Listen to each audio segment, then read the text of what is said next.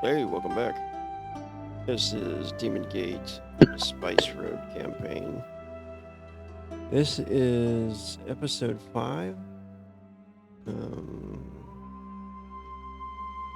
continue back in the gonna start back in the Shrine of Glarkus again. Down there right after killing the big automaton, the stone golem shattering everywhere. And then they said their goodbyes to one of their friends. Do the icebreaker question and the introduce your character. I'm Rogue, be the game master tonight, and the question for tonight is: what do you imagine your companions, or one of them, or all of them, whatever? What do you imagine they're going to be doing in 5 years? Where will they be? Anybody ready to go? I think I'm Mr. ready to R go. has the name. Okay. Let's do it. Okay, let's start then with Arthur, and we'll go left to right on the roll 20.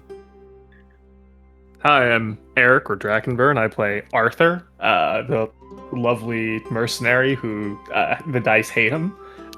What he thinks his companions are going to be doing in 5 years. Mr. R, if he survives this situation, probably will be running a rather successful business with the profit he makes from selling off the gold or whatever ill-gotten gains we've gotten during this.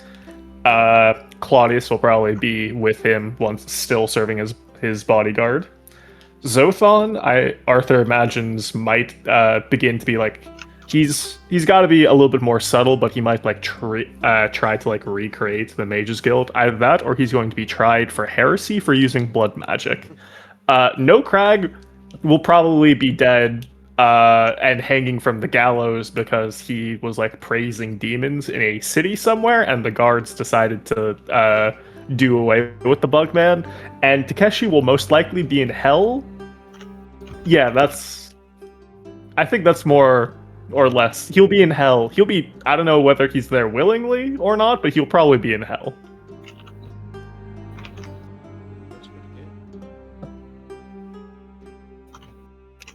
I concur with Dragonburn's assessment so far. Let's hear another one. Waffle. Waffle, I play Zothon, mage. As for from Zothon's point of view, where the companions will be in 5 years, probably agree that Red Cash will probably be living comfortably somewhere with all of his wealth after this trip. Can't imagine Arthur doing anything other than like being an adventurer. So either like doing some job or something, being a mercenary. Takeshi, just have a vision of Takeshi like being the head of like a brothel or something with all of like a woman that he's like charmed or whatever.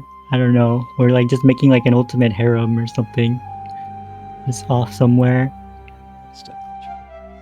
maybe dealing with that. No Krog, I feel like No Krog would just be like traveling, I suppose, or like going from having like an idea of like No Krog just like going and traveling across the land, visiting taverns and making trouble. It's not, and like always getting out somehow because it is a bug. It cannot be squashed. Right.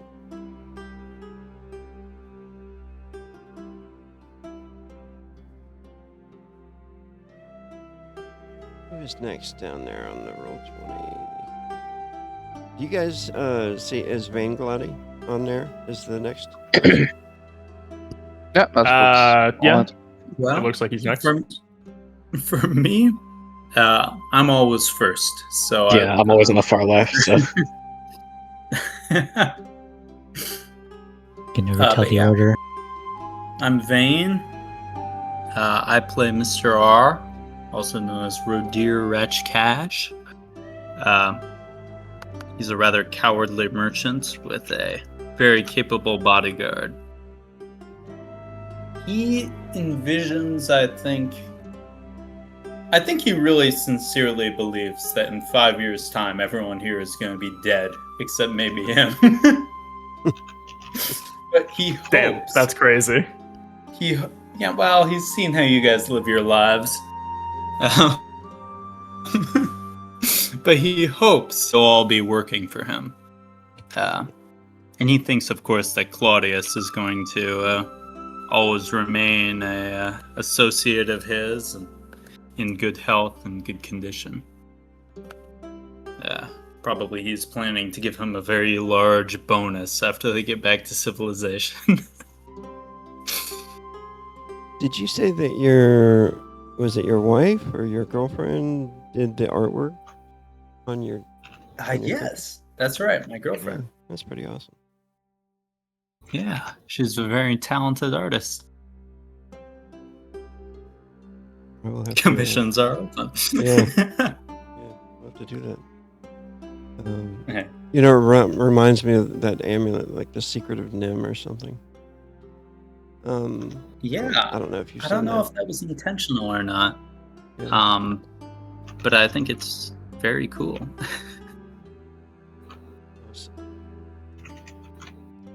It would alright. definitely fit with him being a rat. Yeah. And Shu.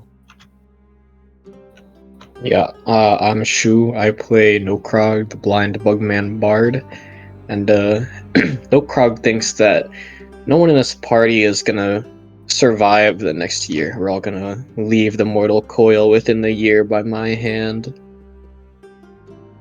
By his hand. That's the surprising part. He's just gonna make a song, put everybody to sleep. The song's so You know, I could good, see you it. won't I want could to see wake it. up from it. Alright, and Hero. Pharaoh, and I'm playing Takeshi, the group's Mudai, who has perhaps more optimistic outlooks, if one could call them optimistic, when it comes to the group that he's traveling with. In 5 years, he sees their Rajkash as his very obscenely wealthy publisher, probably churning out like his 4th book by that point, making ludicrous amount of coin from the partnership. He would see Zoathon most likely. I mean, after all, he did pen him as the last mage of Vladicus, so he would see him sort of lead what remains of the mage guild that we have more or less wiped out. He probably, I mean, again, because he's an optimist, he probably sees that in some way, shape, or form, Zothon is gonna end up with Vahal. As dumb as the idea to him sounds, and as dumb as it sounds to most likely Arthur, but he's willing to believe that there is a universe in which that works out without her backstabbing him. For Nokrag, he definitely thinks out of all of us, he's the hardest to predict, but he knows one thing for sure. Whatever Nokrag is going to be doing in 5 years, people are going to be able to hear about it, because that music, that's not the type of thing that just goes down without a fight. So he thinks that he doesn't predict where Nokrag will be in the next 5 years, but he knows that his music will still be somewhere. As for Arthur, he definitely envisions him continuing the adventure, probably and just because of the round table jokes and the general jokes, he kind of does envision him to transition from his lone mercenary act to more of a general. He thinks that he has what it takes to lead people. As for his companion on the mask, in 5 years, he genuinely hopes and envisions that Pan to no longer be in said dimensional prison. Like there is an image of 12 dead Veil Knights and a busted out section of that extraplanar fortress, and a free red Konai for better or worse. Most likely for worse. Nice.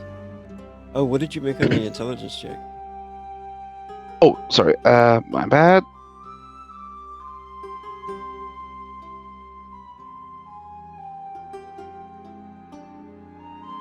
And this was just to remind everybody the to see if he could Oh. discern what door it was in his dream.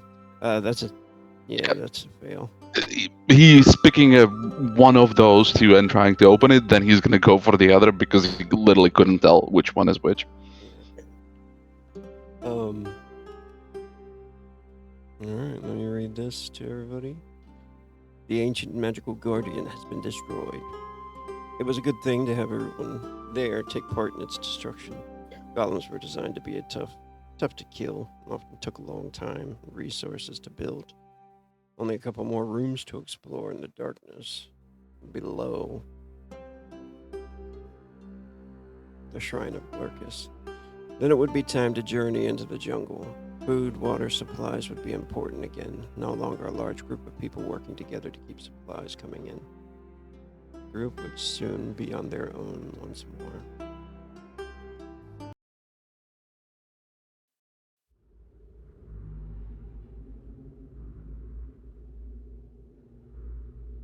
All right. Nope, that's the wrong map. Go right back into role playing. You guys are back into the catacombs. I guess you guys would. Arthur would probably be like picking through the jade right after this. Yeah, he's looking for like a couple good pizzas. He has an image of like a small, funny statue of himself, so he can make a dumb joke in his like head. Right, and you guys also. It's the chamber's still like it's kind of slightly illuminated by some holes in the ceiling where the daylight spills through. I think No Crag might have been carrying a torch. I don't know if you were actually carrying it over there or if it was just set up on the wall or what it was, but there are two more Yeah, doors to explore. Newkrog's not concerned with light. Yeah. All right. Two more doors. They were both kind of secretly hidden, weren't they? Or no, one was a secret. Nokrag found them, but during the fight, nobody saw it. I know also there I think was. you revealed it after. I know there was an area in the temple that some of the party explored while Arthur was trying to resurrect Tartak. That's where we found the golden mask originally. Yeah. There were a couple I mean, it more might be passages. I good don't know to if we've return walked to in it there. just for. I'm curious. Was there only the graves that you checked, or did that area have anything else that might be important, like story-wise? Like I'm maybe it sorry? had like a mural or a description of what the mask is supposed to be. Well, if there was one, probably we wouldn't have given it a lot of examination. So that's why I think it might be a good idea to go back there and Right, because like I mean, there's the obvious looting for loot for valuables, but then there's also looting for just like figuring out what information this place has. clue about what the artifact that got Knowledge is loot as well. As an author of a very soon to be famous book, I will say, knowing about cool shit and writing it down is a form of money. Knowledge is power.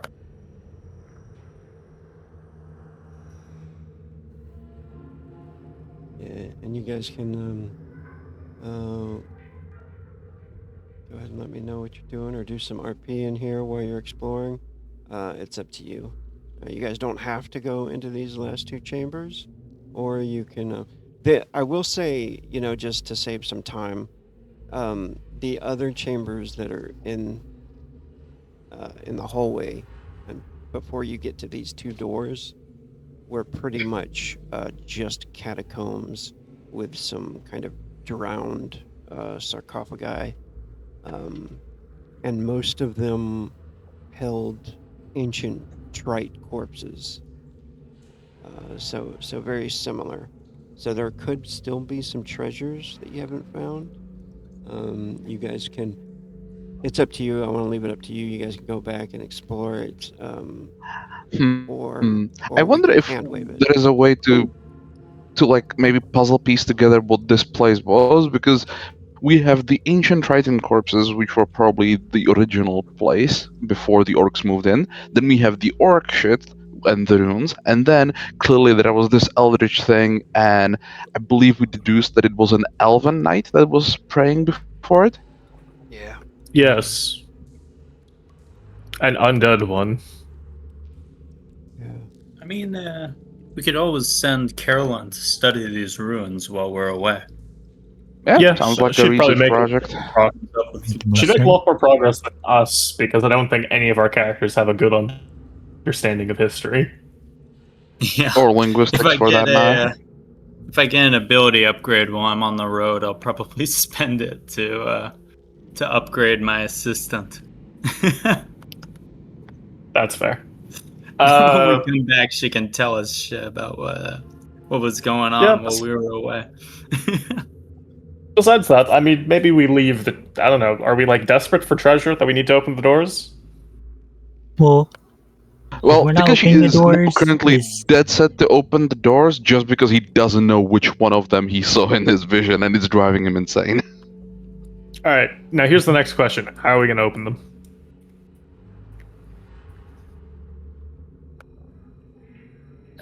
Did he cut out for anyone else? As the usefulness of the crowbar in the fight, and suggests Like, that perhaps me? if the or like just brute force the door if there is no apparent lock or mechanism. I mean, we just blew up and fought a giant golem. I think breaking past a door is not beyond our capability. I mean, I guess you're well, right, but Tartak has retreated. It might be difficult. yeah, we still now that we do don't have the a guy. pickaxe. We do still have a You're magical right that I have pickaxe. the mining skill. I can just go at it. Yeah. We can Minecraft the door won't fuck out open, of go this through the door. wall. You want to buy this marvelous enchanted pickaxe off of Mr. R? You know what? I think just the fact that he was able to create it within a single spell as the last mage of Vladicus, that deserves a page in my book. Like, the story of that pickaxe, that's gonna drive up sales. I've been telling people, Zothon, the goat. I mean, I didn't call him the last mage of Vladicus for nothing. That was. I mean, probably. I guess let's inspect the doors first. Could I maybe? I suppose that should be the first step before breaking it. Yeah, you walk over to the door. It's dim light for you when you walk up to it. No, I have my lantern. Okay. That's why Arthur's giving off light right now. Okay, cool. Yeah, your lantern shines over it, and you notice that there is there's actually like a spot where a larger handprint than yours is. There's like a panel of stone on the wall where it looks like there's a hand that fits right in there. And you can see some Now, old I trap hate to be that. Okay, so it wouldn't have been the golem's hand. Hey, Mr. R, you have a bigger hand than I do. Come over here. I mean, if we want to use a spare hand, Takeshi brings up Vahal's hand. I don't think using a withered, dainty hand is going to be able to open this. Yeah, probably not. I mean, with necromancy. I don't think that's going to work. But... Mr. R trots over. You notice as he puts his paw up that he only has 4 fingers on his hand. But hopefully it's able to work nonetheless. You place your hand in there. Yep. The stone gives way, and the pressure plate moves. The door unlocks. You can hear it behind the thing. And then it kind of rolls out of the way. I can't believe that worked. Wait, hold on. Like a vault door. Zothon, is there a handprint on the door by you? You know, he's calling across the room. Can I make a quick traps check as well while I'm start proceeding down the hallway? Yeah. Zothon. Can I make a perception check with the astral sight on? Looking at this. You can do that if you want. Turn on your astral eyes.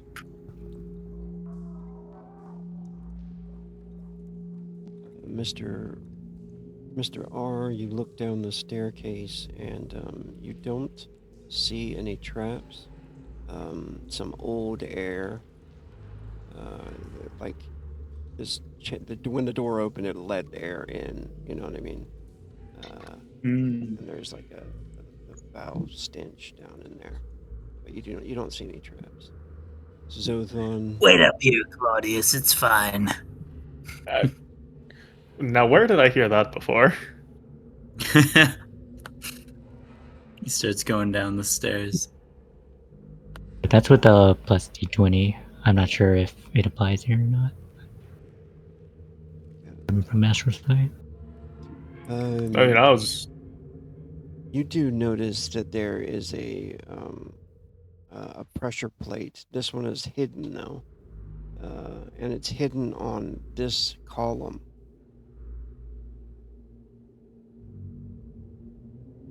It seems like this was a small stone that sticks out, but you can tell that it has grooves all the way around it. You don't see any handprint on the wall or anything next to this door. Well, I suppose I'll go and try and push it in. You hear the same thing. Something moves in the column, then you hear some movement in the stone behind the door. It unlocks, and then it opens. It rolls out of the way. Okay. Mr. Magic, Gonna give it up for Triton Engineering. We should probably explore one at a time before we get separated here. Yeah, that might actually be a safe idea. Looking at Zothon and Nokrag, Takashi calls out and says, I trust you as people, but I don't think you two are the best combination to survive whatever is on the other side. Yeah, fair enough. But the door opened for Nokrag. It knew Nokrag's aura was standing in front of it and opened. Nokrag We probably want more than one pair of eyes for this side, so let's go join them this way. No. No, but this door is calling to Nokrag. It doesn't seem like it'd be very economical for them to install a whole bunch of traps right after they had that big golem out front. Well, the question is whether or not that golem was a Triton invention or something else. True enough. And now... I assume this sarcophagus here is something that can be opened, right? It is. Alright. Let's give it a shot. Is this something that would require a lifting check? If Rajkash is attempting to open, Takashi will weigh in with his muscles and help. I think Takeshi probably does have the highest strength in the party. I would be very surprised if he didn't. Seems like physically at least, a real monster. Yeah, you guys could attempt it together. You could do a teamwork, both of you strength check on it. You can both fit around it. Here, Arthur will toss them his crowbar.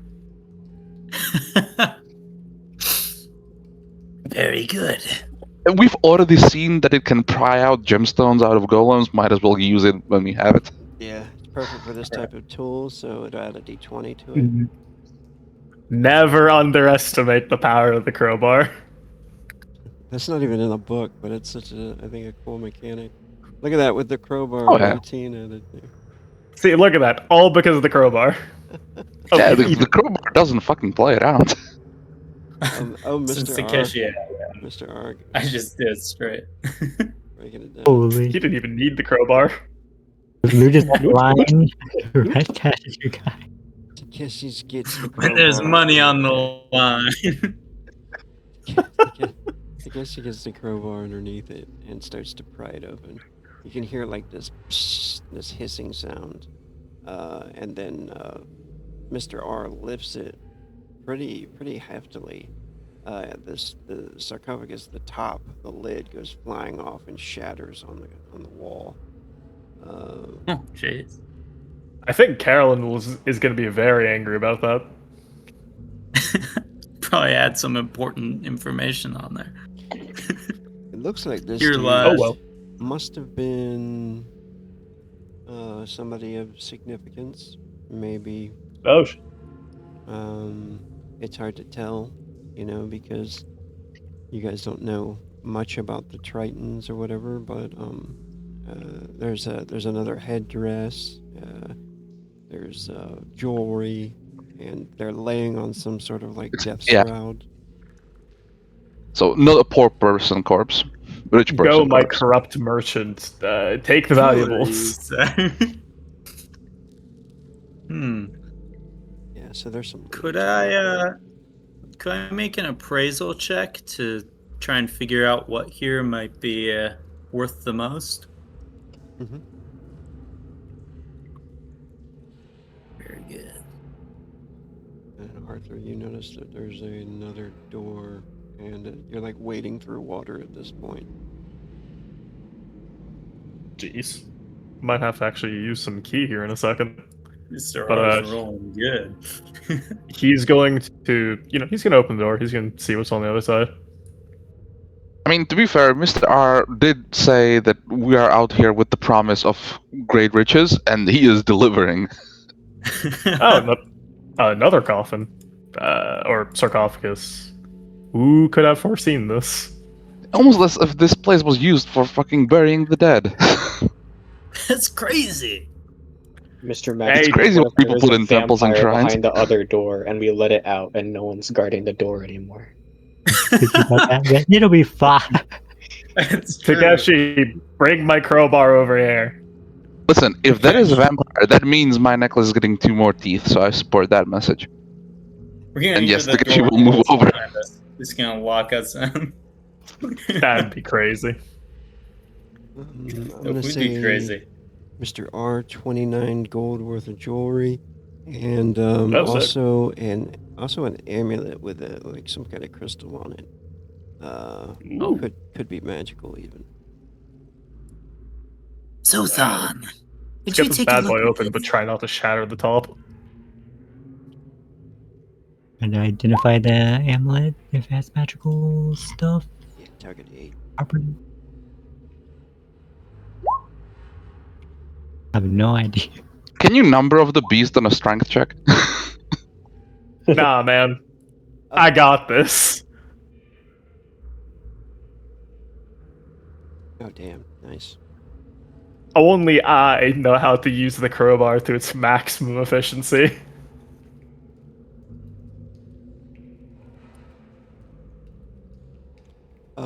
That one opens up. You notice that this one is like decorated around it oddly, and this one has murals all over the wall that give you the idea that this might have been like a woman of high power. I also did say we were trying to open the lid without, like, shattering it this time. Yeah. We don't 49. want an unfortunate situation. You open it and it is empty. Oh. Interesting. Well, in the dream, there was a bunch of suspicious mist around that door. So there is a chance that there is a very powerful Triton female vampire running about. Why did you assume it's a vamp? Okay, whatever. I just Why? taking a look at the Takeshi mural. Is points there at anything the we can kind of teeth clean on out? the fucking necklace and goes, because I needed to be another vampire. You cannot make necklaces without teeth. I mean, you can. I've made them before. Not the same. Jump in the fucking drown yourself in the corner, Takeshi. Claudius is still a little pale, but he's like watching Mr. R, trying to keep an eye on your back there. He hasn't stepped into the water. He's great. I am curious, is there anything else of note in the room on the murals? Like, are they telling a story about this woman? Like, is there anything in particular that they depict? Yeah, it's hard to kind of decipher really. You notice pictures of like a pyramid of waterfalls on both sides of this pyramid, and the pyramid looks kind of golden with the two suns behind it. And then you notice like a lot of people bowing to a man and a woman that are standing in front of the pyramid. Interesting. But you haven't seen anything like these waterfalls or anything like that before. You don't. If one were to potentially look at the map or the previous information we have gotten about the people who are seeking the city, could I wager a guess that this golden pyramid might be from the city of Golden Piers? Yeah, I was gonna say, aren't there waterfalls on the map? Yeah, that's a possibility. There are waterfalls on the map. Yeah. Yeah, because like I think that's the first thing that Takeshi's mind jumps to is like if we're looking for this ancient fucking city of gold and he sees a golden fucking pyramid and waterfalls, and then he remembers, Yeah, I think that's the first time you guys have seen the golden pyramid. That might be the only add to this, actually, because you did see the waterfalls before. In the pictures, I mean, yeah. Okay, so most likely if we make it to the waterfalls, we'll make it to our destination.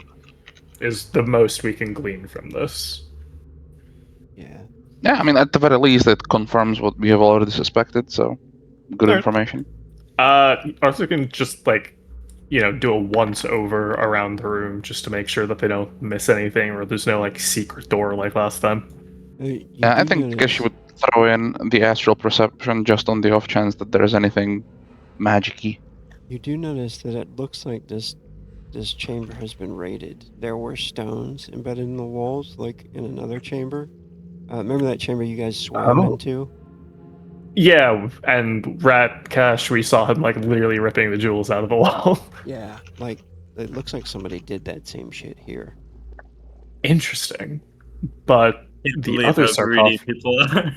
That's interesting that they took stuff from this room, but they didn't take any of the jewels off of the other coffin. They came here specifically. They might Arthur, have do you been think a superstitious lot? Perhaps they felt robbing the dead was a step too far. And yet the corpse is also missing. A good point. Arthur's gonna kind of keep this in mind of some, either there might have been someone else here or perhaps the thing that came out of that coffin took money with it for some reason. Jewels are universal currency after all. True. Even golems accept them. I think that's probably the most we're gonna get from these two rooms. Arthur's gonna make his way over and start heading to the other one. I'm curious, is there, I don't imagine there is, but if Takeshi turns on Astral Sight, there isn't anything extra about the room on the other plane, right? Do you wanna turn it on? Does it drain 5 mana? Yeah. Or you have a limit per day or whatever? Yeah, it's a mana drain. He deducts 10 mana and he just has it for a turn. Oh, okay. Alright, yeah, you turn it on and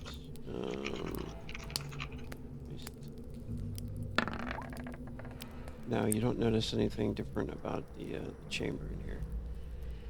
Double check.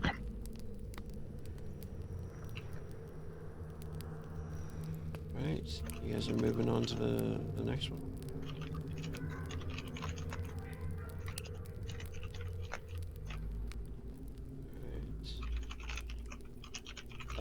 Looking down the passageway when you get to this door and it's open, you see roots growing onto the ground. You see a chest on the far wall, and then there's like a brazier that has not been lit next to it. Mr. R, I ask that you refrain yourself before you Get immediately that go for Mark that. guy to go grab that. That would be so funny. Alright. Arthur's going to like very cautiously make his way into the room. Okay. He doesn't have any like trap skills or Stop right anything, there. but Stop right there Oh. and make a perception check. okay.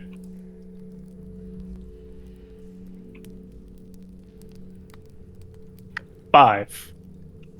And one person behind you, Takeshi, I think, is the next person closest. Takeshi, also you can make a perception check.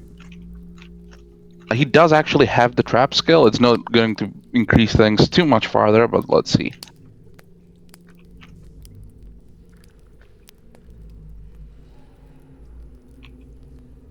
That's a 2. We're very perceptive people. Yeah. Oh my goodness. I was rolling an attribute. You had a Rolled fucking into a skill. false sense of security. He must have a the D8 other on room? perception, and then has like 1 rating in traps. Yeah, that is literally what he has. Crazy. All right. You are going to have to dodge trap. Where have I seen this before? There is a click on the stone, and really quickly, something Oh, drops from the ceiling. Something that could just like splatter whoever's laying underneath it. Takeshi, you have a split second to decide, do you want to jump into the chamber or stay out? I think he would jump after Arthur, instinctively. Alright. Oh, okay.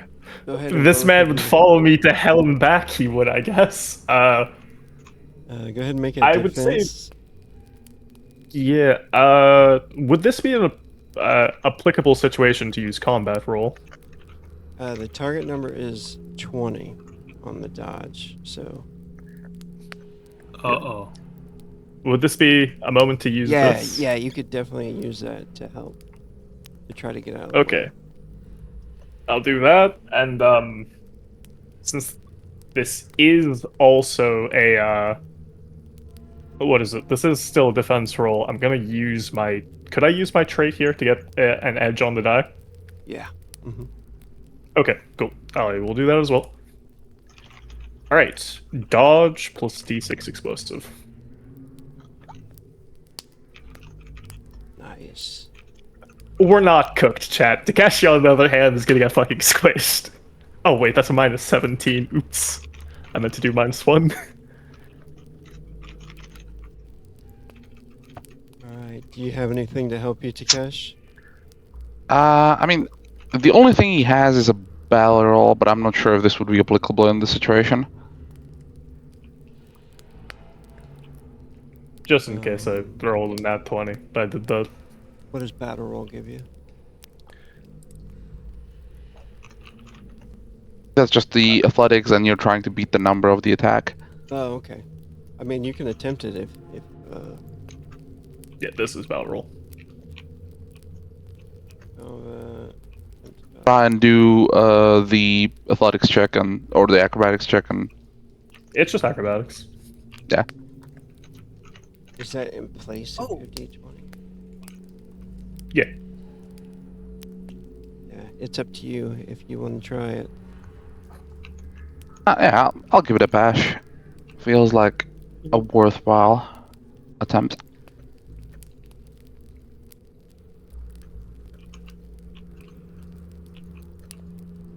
I mean, you can't roll worse than your defense roll, so. Oh, 18. 2 away. Is there any chance that Claudius would be able to react in time to use the helping hand talent? Yes. What does he get to do? He's got to not botch on a dex check. That's it, right? I think that's right, yeah. All right, go ahead and roll Okay. it. Claudius is gonna try to grab him. Would that mean he's stuck on our side, or would it be like I think both that of would. them? You could push him, but I mean, It's up to depends you. on. What do you want to do? What does Claudius do? Push him or pull him back? I feel like if you pushed him, he'd be in danger. So maybe pull him. Okay. The last minute, he grabs him, He's- pulls him back, and the big stone thing locks Arthur into the other chamber. Oh, we tried to help. Arthur! Oh, it's a fucking big Well, stone. Uh-oh. Pretty much blocks the damn passage. huh. Well, I do see a door over there.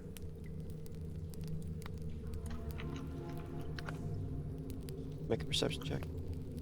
Oh, fuck. Uh-oh. It triggers another one. I don't see shit. Sheesh. This one's gonna give you, since you failed with the fumble. The target number to dodge this is 18. But I'm gonna give you a -3 because you rolled a fumble. Ooh, it's gonna hurt. As a large wall, like, spikes fly out of the wall and try to, like, smash you into the other wall. Jeez. Oh yeah, that's a crit fail. Oh, Christ. Man, these dice really do try to kill me all the time. You would think that a person with the fucking curse trait would require some ST or GM intervention to invoke it, but with those rolls, you really do not need to. He's a method actor. Yeah, the guys know. Hmm.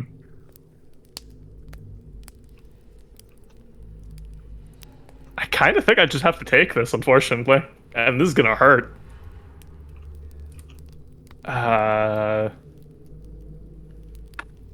don't suppose I could also try to battle roll here.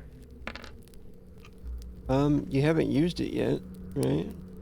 Yeah, it is once per thing. Yeah, I mean, I might as well.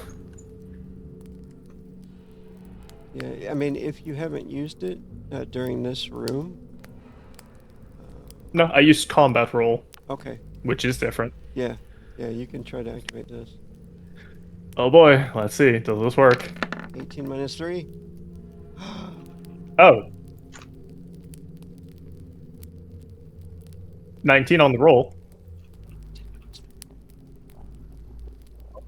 I think for battle roll, don't you get to add your dodge modifier? Oh. Yes, I do. 2. Which means I hit 18. Oh shit! Holy shit, that is close. Oh my god! What does that look like? It's The spike, like, just as Arthur, hears the sound of it, he, like, turns his head, sees it, like, almost right in front of him. He crouches backwards, leaning, like, to, leaning, like, this way as he rolls back, trying to buy himself enough time and just, like, barely missing it. As it, like, scrapes, like, his left shoulder a little bit, but not enough to actually hurt him.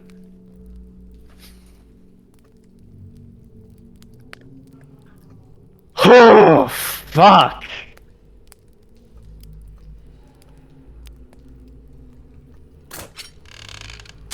I really need to increase my perception. Holy shit! And then that one just kind of like, you notice this one, the sound after you dodge it, you can hear it moving in the wall as it kind of resets. I mean, I can't see it. The room is lit up right now. Oh yeah, yeah. You can see where the pressure plate is and everything. It comes back up, and it just kind of like roll. It screws back into the wall and goes back. The blades go back into the wall, and it just resets. Okay. Yeah, Arthur's gonna like. I know once before you allowed me to use like a shield to block traps. Is that still a thing or no? For some traps, that wouldn't help in this case. Yeah, just in case though, Arthur will like take his shield out and he will activate Senjutsu. Okay. Having perhaps that like split-second warning might just help. But yeah, he's going to ignore the chest for now. And he's going to attempt to first inspect the door as much as he can before trying to open it. Just perception, no trap skill. Yep. And then what's everybody else doing? Well, you guys hear another trap go off and everything. We were thinking Arthur is in deep shit, and we do not know how deep it is yet. So we're trying to figure out a way to get past the block that is in front of us. Wait. Actually. Well. Gonna yell like, Arthur, can you hear us through there? I don't know, do I? Or is the sound like basically completely cut off? Yeah, you could probably hear him. Zothon, is that you? Yeah, the passage is blocked. Yeah, Are you good? for the most part, had a close call twice. Still kind of fine though. Him to have to be praised. He lives. He's Arthur for a reason. Basically impossible to kill. Yeah, well, if you'd rolled one less on the acrobatics check, maybe not so impossible. But I didn't roll it. That's the important part. True enough. But yeah, 6 on the perception for inspecting the door. It looks to be like a door with a handle on there. An old wooden door. Yeah, it would be. I do have my crowbar, so Arthur's gonna, like, off to the side, try to, like, push the handle while, like, kind of moving away from the door in case something, like, shoots out at the door. Just kind of force it open. Yeah, he's, like, forcing it open, but he's also, like, away from it.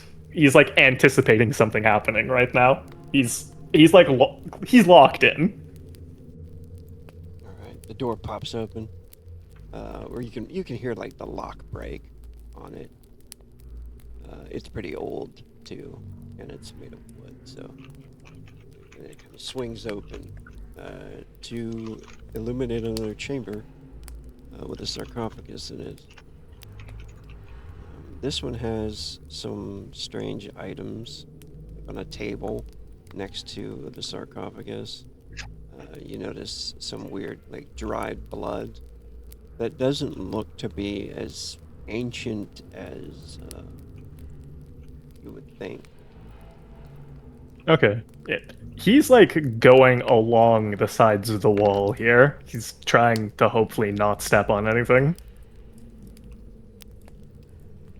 And he's gonna make his way towards the table. Does this look like an... I mean, looking from above, it looks like alchemy stuff. Yes. Right? Mm-hmm. It is an alchemy set, like a chemistry set type thing. Okay. That's not really useful to me. I shouldn't touch the sarcophagus, probably. Now the question is, how am I going to get out? I guess let me give the room a, like, look over, you know? Whether it's, like, perception or intelligence for investigation.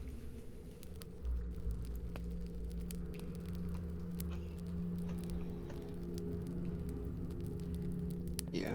You look over the chamber. You see a lot of writing in here. Not any pictures, just a lot of, like, the old language, Triton. damn, I don't know this language. Or Carolyn would need to be here, but she's not. This is unfortunate.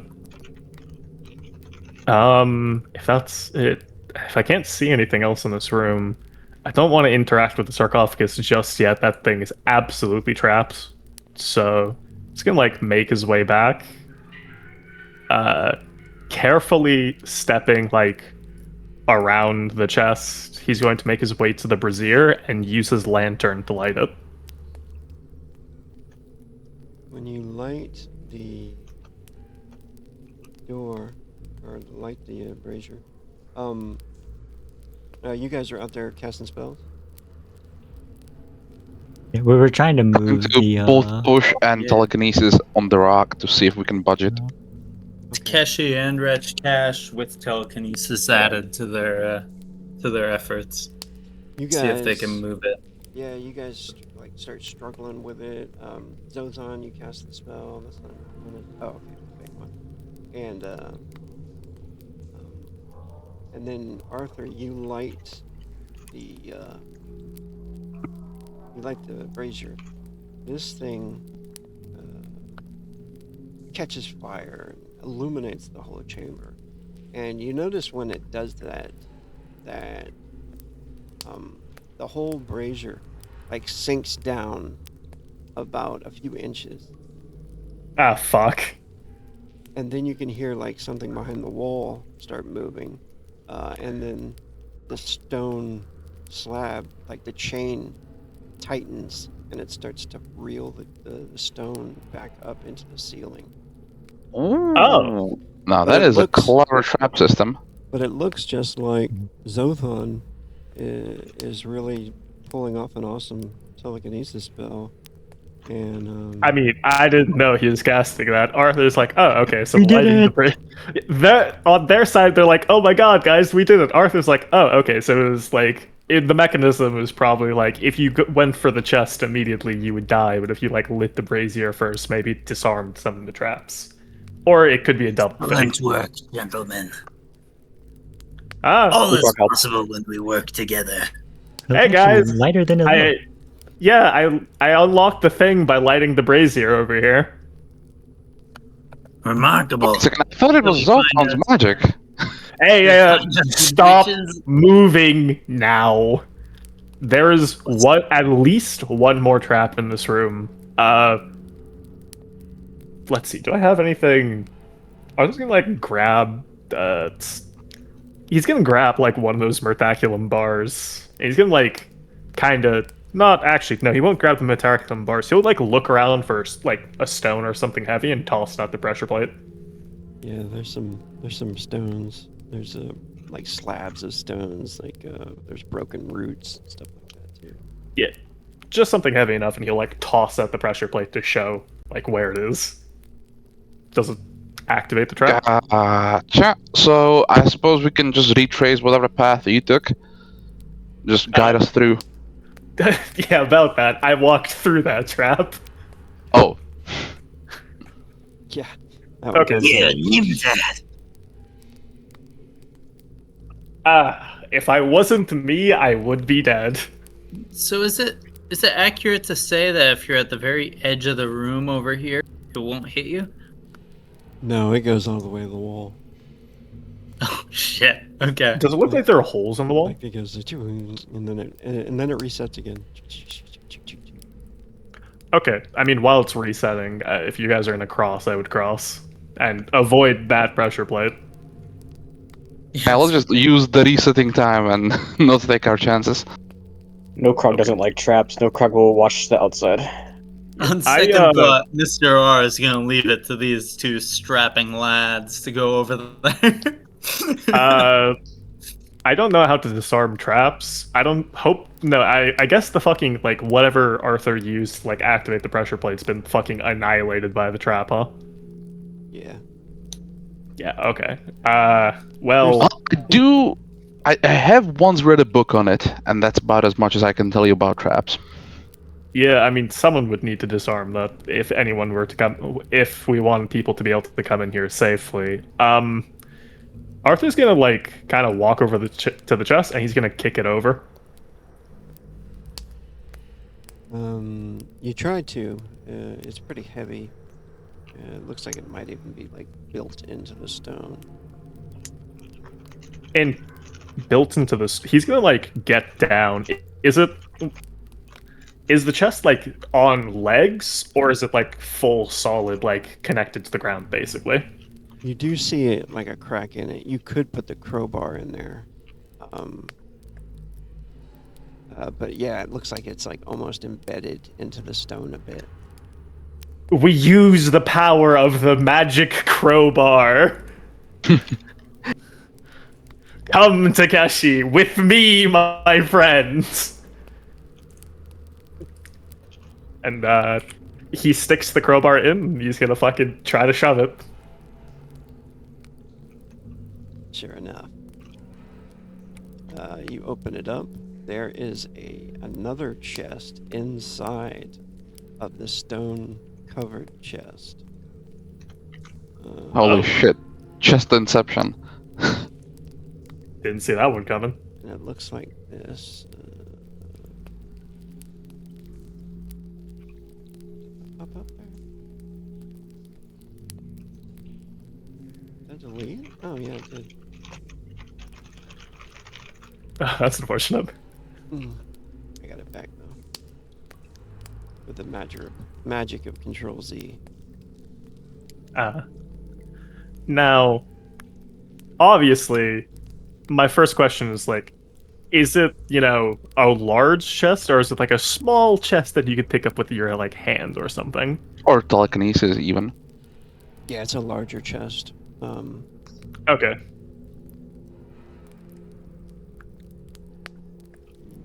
The chest is not locked. It looks like it's embedded with small stones, not like precious stones, semi-precious stones maybe. It does not appear to be locked though. Okay, Takeshi, let's back away from this a little bit. I can use my reach weapon so that Yeah, I was gonna say, try to use your sword to like lift the lid. Mr. R, you might want to leave the room before we do this. Same with you, Zophon. So we commence the tactical operation maneuver of use the giant blade as a crowbar and try and open up the lid while hugging the wall, essentially. Inside, it looks like there are some old vials, old potions. Interesting. Quite a few Okay, of so there are potions in this chest, and I saw alchemy tools in the other room with another sarcophagus. Oh. This That is the could be burial a grounds of connection. an alchemist, perhaps? We can take the potions and the stuff. I don't know if it'd be a good idea to open up the sarcophagus. There's blood on it, and that blood looks new-ish. It's not very old, I should say. And then we can take the potions to Lark and have him look at them. I would also maybe take a look at the room with the tools. You said the blood looked new?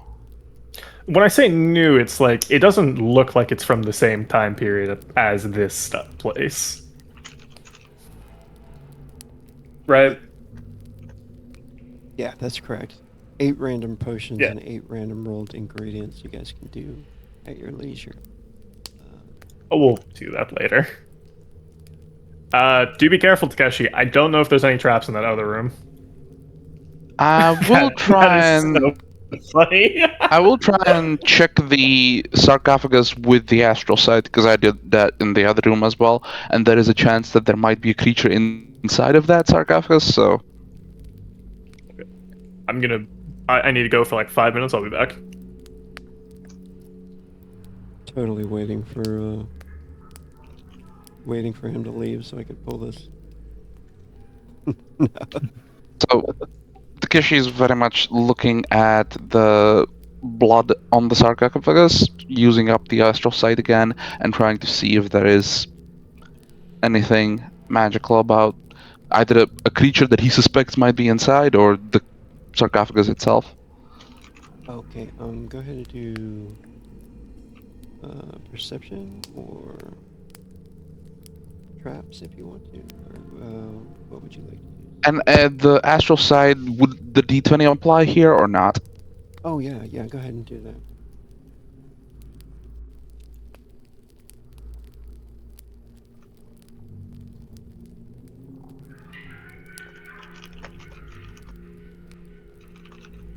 You can do traps with the. Okay, yeah, cool. That's what you did. Nice. Normally it wouldn't be that great, but with the D20, with the mana in his eyes, he gets a 24. Yeah. Okay. Looking at the blood, you notice that you kind of you can't see where like this came from at all, and you're kind of looking around, and then you like look up at the rooftop, which is about maybe 20 feet high. You notice there's a hole in the ceiling, and you can see actually you can see several holes, like smaller holes about the size of a little bit smaller than a fist. You see like maybe 12 of those holes within the length of the room, but there's one that's like a big crack. It looks like it's kind of fallen apart. And you Like, can hear. how big we're talking? Like a person could crawl through? No, maybe a small creature like a goblin or something could fit through it. But it looks like maybe these holes in the roof were part of a trap, and after all of this ageless time had passed, there were, parts of the stone had crumbled and fallen out of one of the holes. It didn't keep up the structural integrity of the rooftop, because you can see some of the rubble too that's still like around the sarcophagus and on the ground. But the blood seems to have come dripped from that hole up there, because it's directly underneath where that hole is. Okay, interesting. I will forward that information to the rest of the team, and I'll also start thinking and maybe voice out loud a hypothesis is it makes sense like if there is a bunch of rooms that maybe the room floods or there is a poisonous gas or something of that sort, but usually if a part of a trap is that a bunch of blood is dripping on a place, the trap would really make sense if what it was dripping on was a vampire and that was a mechanism to wake them up. Ooh. Okay, I think with that, Takeshi will prepare his blade as well as other utilities and holler at the rest of the party, telling them that there might be swarms of bats coming our way or vampires shapeshifting into bats.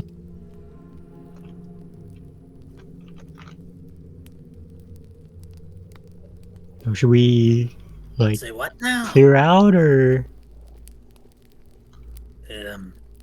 should we get in there? Yeah.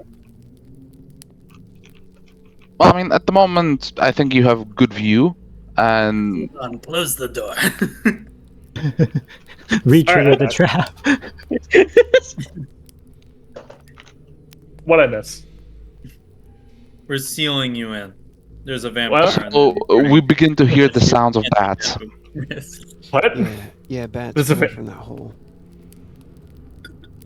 Yeah, apparently, from Takeshi's observations that he relayed to you, there's a bunch of holes in the ceiling, one of them broken through and larger, and we start to hear sounds of bats. That's where the Odds blood's that these- coming from, right? Yeah, Oh, there's blood. The blood is dripping onto the sarcophagus. that's right. Yeah, Okay. from an selective opening above the sarcophagus. Not actively, Interesting. but it's been there for a while. But Takeshi was able to discern that from his 24 trap skill roll. Okay. The sound of bats. You don't know if they're coming or if they're just up there. So it's kind of hard to tell. Also, yeah, there's 12 holes. It looks like maybe something. There are traps up there in the ceiling. Is what he found. Okay. Well, if it gets Any- bad, Any run out method here. to disarm them or no?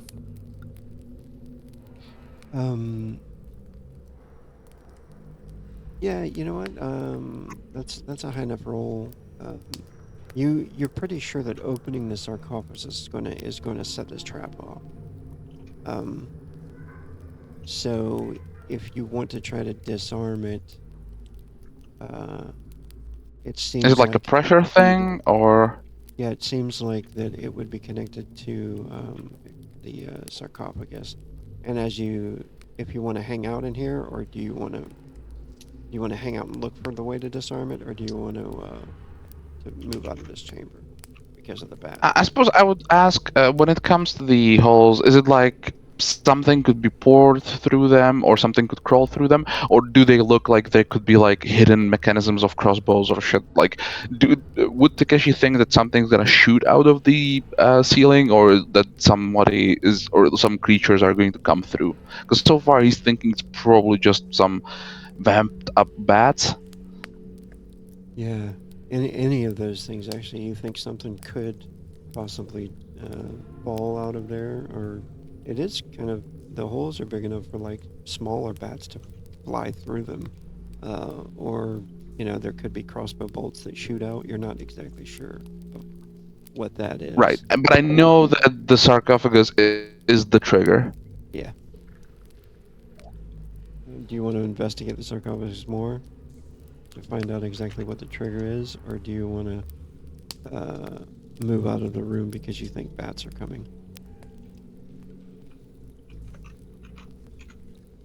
I think he would probably like as far as he's concerned, he would not really be afraid of bats, and he's mostly concerned about if this room has any more clues, similar to how the other room had clues about like there was this person in the sarcophagus. Like, No, how does everything's this like one look? written writing. It's all written. We can't understand because we don't know the language. Yeah, this one doesn't have any pictures on it. It's like all Triton writing. Alchemy toolkit have any writing on it? There is on the top of the sarcophagus, there's like some kind of skull, and then some kind of like scepter or something like that. It looks like almost like a torch or a crystal with light emanating from it. Well, that's always a good sign. They put a skull on the things that they really want you to open, usually. Torch. I don't think it's probably a bad move to bring the brazier there because that's already tied to the other trap in the other room.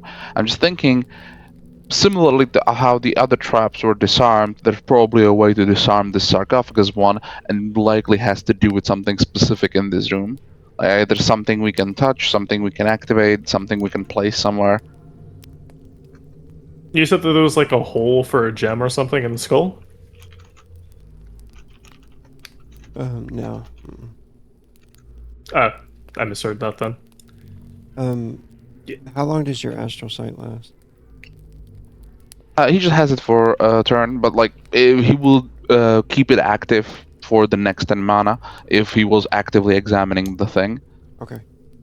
When you move closer to the sarcophagus, then you can see up into the hole. There seems to be like almost like a drop ceiling in there because you can see the bats moving around. There must be another way. Just like there was light pouring into the chamber in that other room, there must be a way that they're getting in and out that's not, visible here. And they're just like living up in there. You can see them through that hole astrally, like moving around. They're very large when you see them. They're quite large. They're larger than normal bats, and you can tell that that there's a bunch of them in there. I suppose that explains why one of the holes is bigger than the others, because they would have had to force their way through, and therefore widened the original design of this place.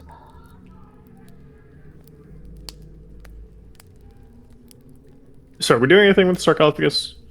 I What do you would try and give it, since I'm keeping it for one more turn, Takeshi would try and give one more bash with the trap skill, trying to observe the sarcophagus, see if there is a way he can find to make it, find a way to open it without triggering the trap that he now knows is there. Right, you could try to disarm it. You won't get the D20 bonus. It looks like the trap is connected to the lid. Like if you open it with a lid and that small string breaks, then it's going to set off the trap. Not really a string, but kind of like a silk rope or something. Suppose Takeshi would sort of go to Arthur and say, "You know what?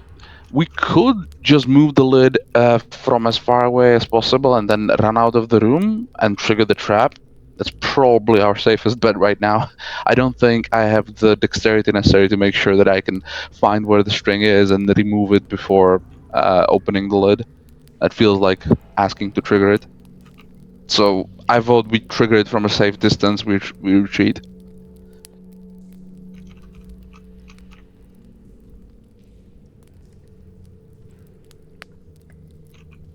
You're the one with the trap skill.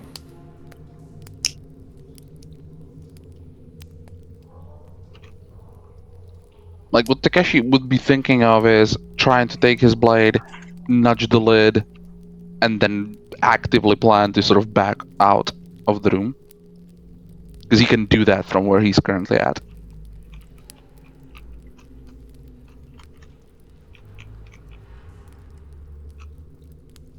I'm sorry, go ahead. You wanted to open part of the lid? To actively trigger the trap from where Takeshi's currently at, actively trying to move back from the room. Oh, pry it open from where you're at. Yeah, then- just enough to trigger whatever is the trigger for the trap, just so we know what it does, and then Okay. move out. Okay.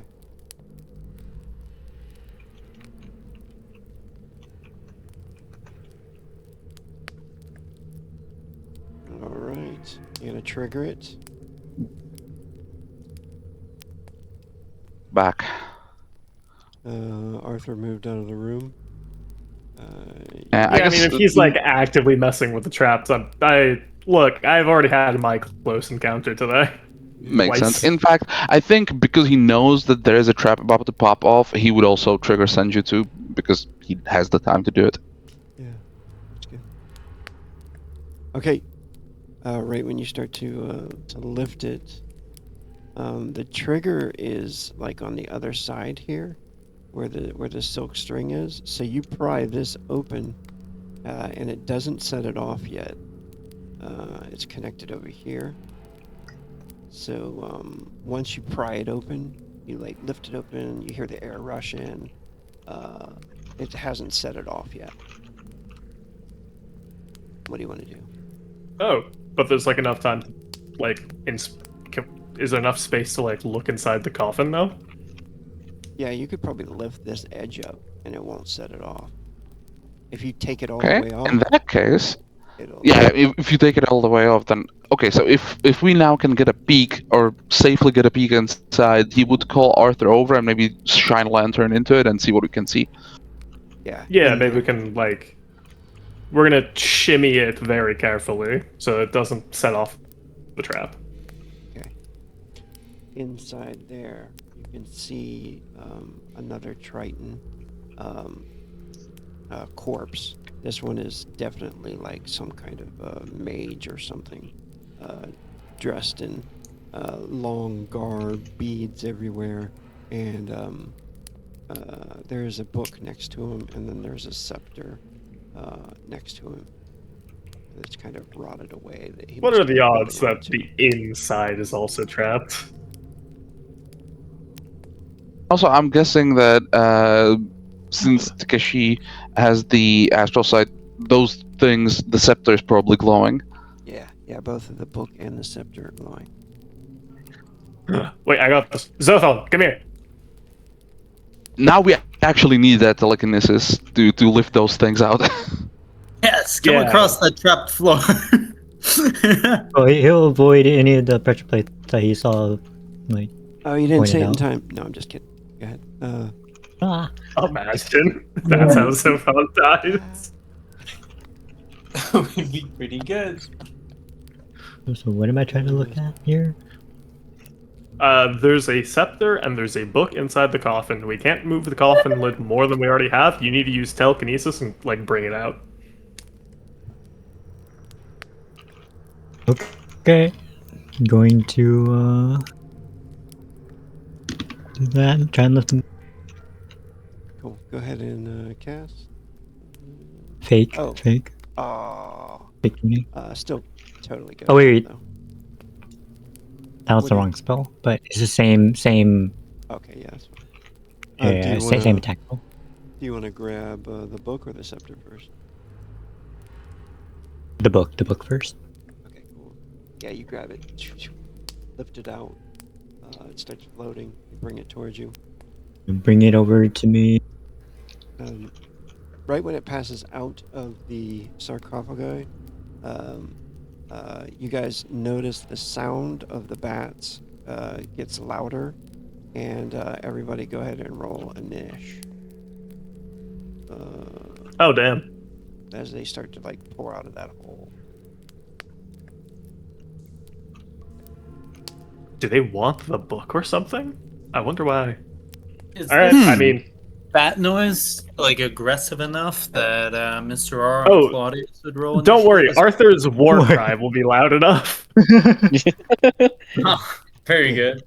Yeah, you guys can all. That's all- fun all- niche, right? All right, and then lightning reflex as well. So +2 for me.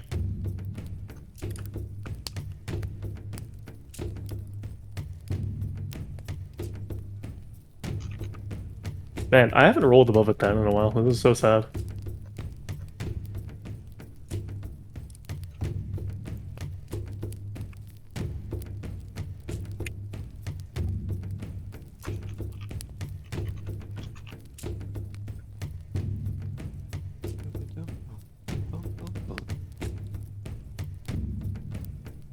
All right.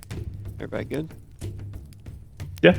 Takeshi, you get a tally, and cool, you're all set up. Takeshi, you notice the swarms of them, pretty much like 12 in each of these little swarms, or each of these Right. mobs. I wonder, and I'm not quite sure how the swarms work. Is it possible to do like a cleave strike and hit 2 swarms at the same time?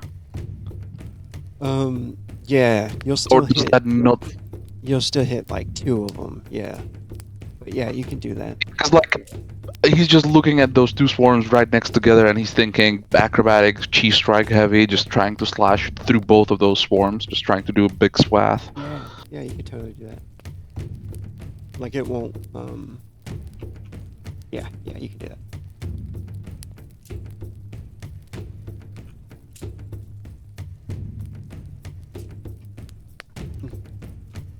I'm still fiddling with some certain mechanics with mobs and swarms and stuff. Because there's kind of different kinds. You know, there's like insect ones where there's like thousands of creatures. And then there's Just like, like these. rats or bats. Yeah.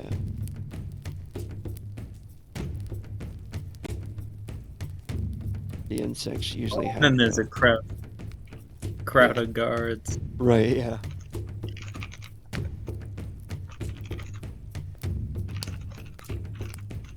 The 16 to hit those 2 swarms directly above Arthur and Takeshi.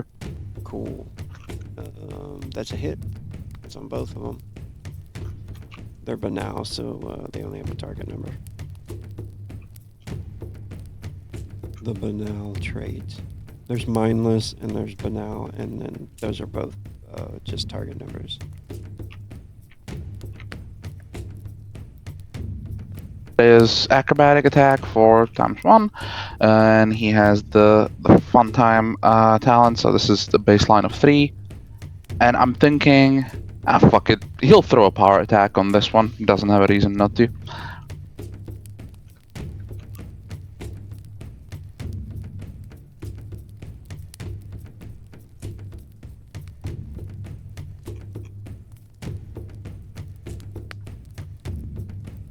Oh shit, yeah. 2 swarms.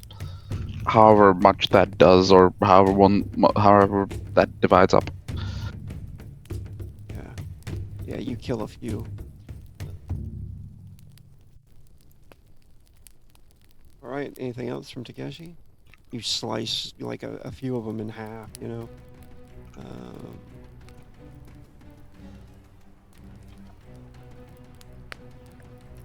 That blood's. And since newly, he doesn't get to do the acrobatic or the power attack again, but he is still going to do one more slash because he now has the action economy for it. Because boy has 4 melee actions to his name. Oh yeah. He killed 4 of them right there.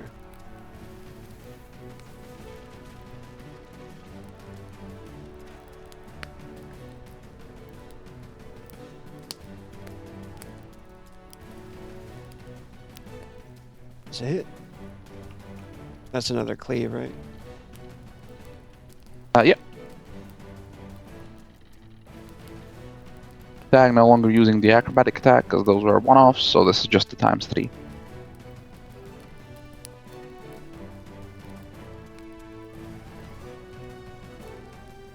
Nice.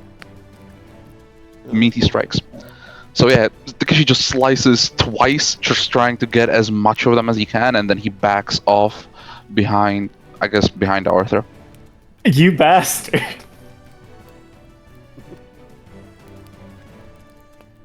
You stand there, you fight those bats, and you take what's coming to you. Hey, he's just going into a tactical position that he has been used to for some time now. This guy.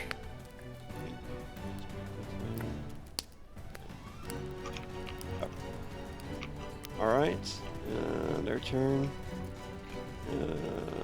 This one's coming at Zothon. This one's coming at Arthur. This one's coming at Takeshi. Wait, why are they all moving? They have different initiatives. Oh, yeah. Look at me just getting excited and being like, yeah, die. I can't wait to do my Die, turn. die! I mean, with the Zoton strand and with other powers, there is a good chance some of these swarms will not get to move. Alright, this one's coming at Zothon. They all just kind of... it's kind of like right as you get the book to you, you know? So you have the book. And maybe your verendum in your other hand. I'm not sure. Are you having do you have a wand or a staff or something? Yeah, it would be random in one hand, book in the other, because I would take it out to cast the telekinesis. Okay.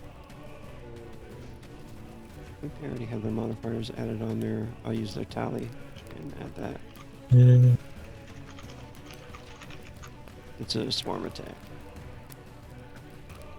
Oh, jeez. That's not 20. Fuck yeah. And you get a riposte attack, and you get a tally. So they come flapping around you, swarming around you. What are you gonna do? Riposte attack with one action, right? Correct. Can you grab a swarm telekinetically? You could grab one of them telekinetically. Yeah, Huh, okay, so gray magic's not great against, like, swarms of enemies. Yeah. Yeah, there are some weaknesses and some things you could do, but I suppose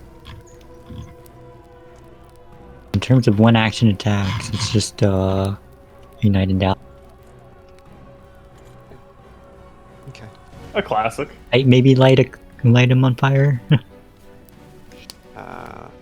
It's a miss. Alright. Okay. Oh! Target number? Yeah, they're all target numbers. Alright, so they try to swarm around you, you fend them off, and then you're just like, blast of flame. Misses. It is No Crag's turn.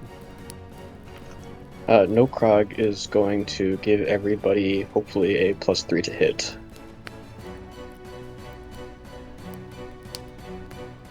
Yeah, it's +3 to hit, and then he's going to use one action to start power blotting, and he'll finish it next turn. Fuck yeah.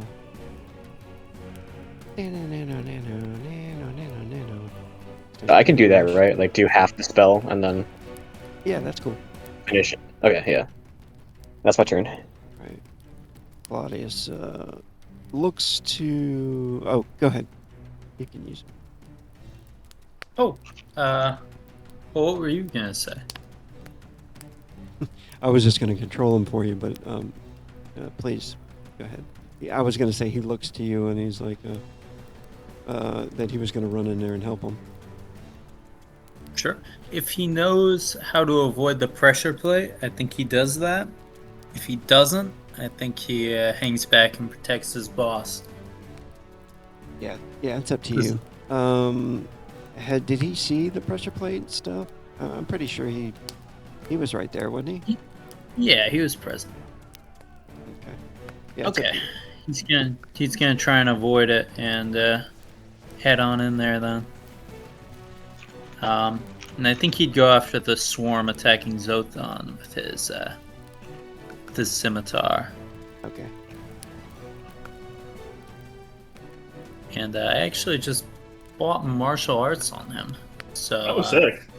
Nice. he's gonna use 3 melee actions with his Slayer's scimitar. Okay, just 3 quick and just trying to hit. Yeah. Oh shit. You're not doing Alright. fucking Little shit. fumble. man. Yeah. That's it. So it's a miss. Burden. Except for a bird. Okay, he's got to roll twice and take the lowest on the Alright. next one. Sure. Then he'll use his unarmed to strike a defensive stance. Okay. Which is, I wish I could set that macro up, but the way the macros are designed, I can't add like an edge, a burden, and stuff like that. I can't do that on this. Shame. Yeah. No. We'll remember.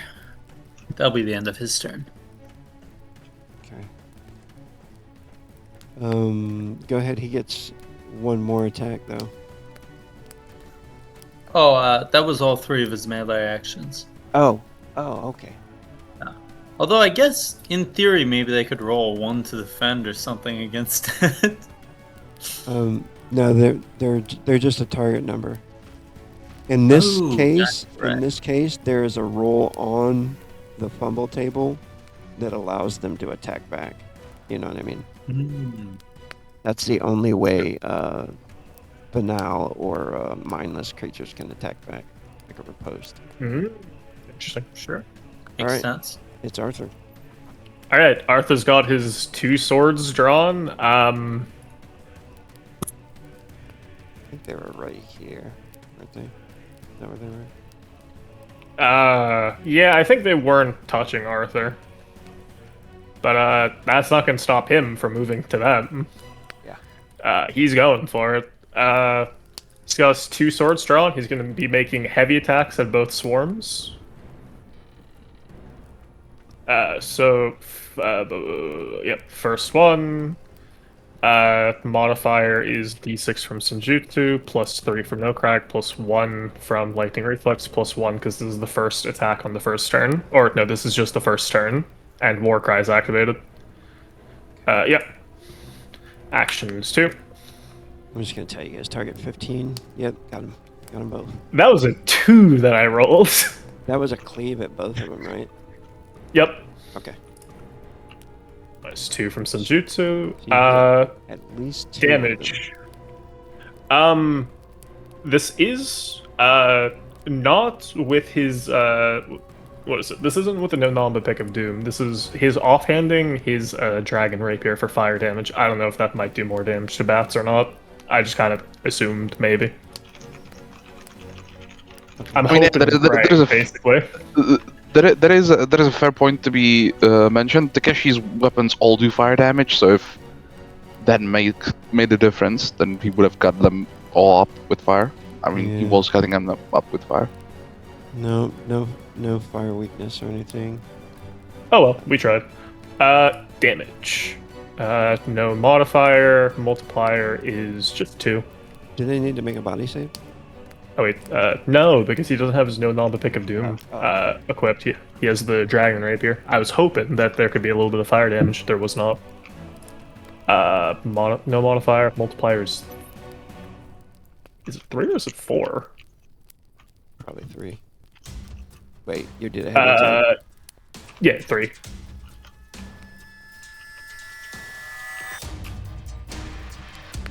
$129 to both. 2 dead. As he's swinging his 2 swords around, trying to hit as many as he can. He's going for another attack.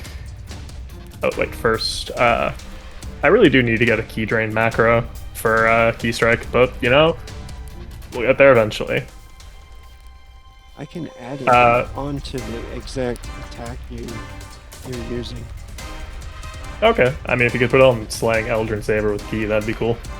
Is that the second one or the first one? Or The second one. second one? I'll add it on. But go ahead, yeah, we'll just take the one. Yep. Oh, I should have said at least this one would be acrobatics for acrobatic attack. Because I need to put at least on one of my attacks since I get it once per turn. Can I still roll acrobatics or no? Yeah, that's cool. Is this is the first one you said? The first time I'm using it this round? Yeah. Oh no, I mean the first weapon slot. No, second weapon slot. It's Slaying Eldrin Saber with key. Right, since that hits, this will be multiplier 4. 184 to both swarms. That's 2 more dead. Cool. Yeah, that's the end of my turn. Alright.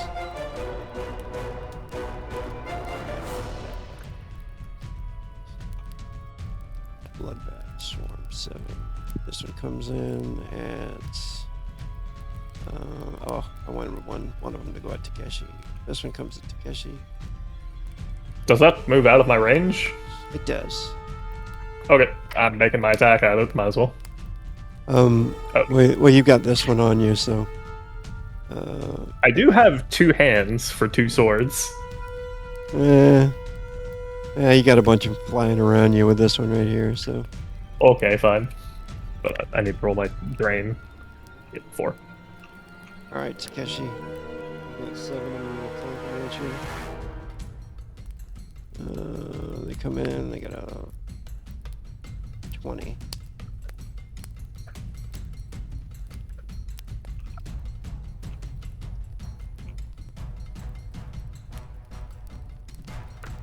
Nice. No. She just brings up the blade, tries to swat them off as many as he can. It's gonna be funny if they don't hit you guys at all. It'll be better for you guys. Yeah, I mean, they are a bunch of bats, to be fair. 13, poor attack.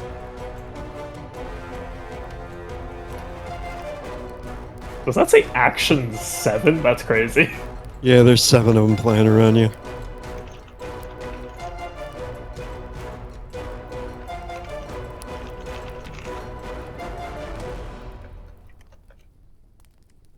Man, it's a good thing that Takeshi and I, got rid of 8 on both of these things before they actually, got their turns, and otherwise it could have been really bad.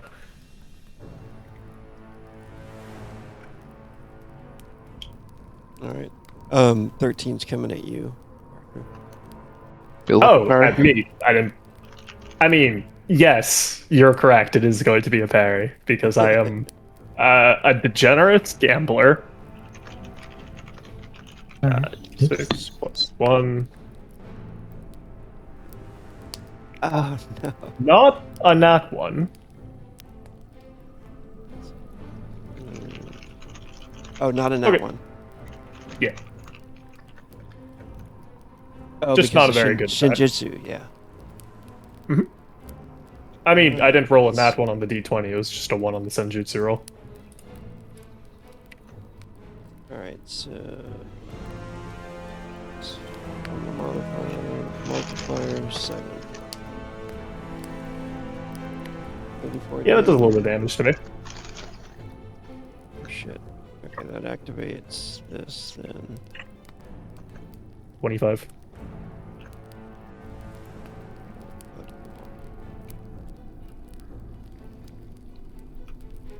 Deals damage, it activates blood call automatically for a free action. Damage is dealt to all, then roll d6 per mob on hexes. More blood bats summoned immediately. Okay. Only 2 more pop up in this. Okay. Alright, Zothon, it's your turn. Wait, can they only hold 12? Well, they can hold a bunch of them. They start to separate, though. Oh, okay, I see.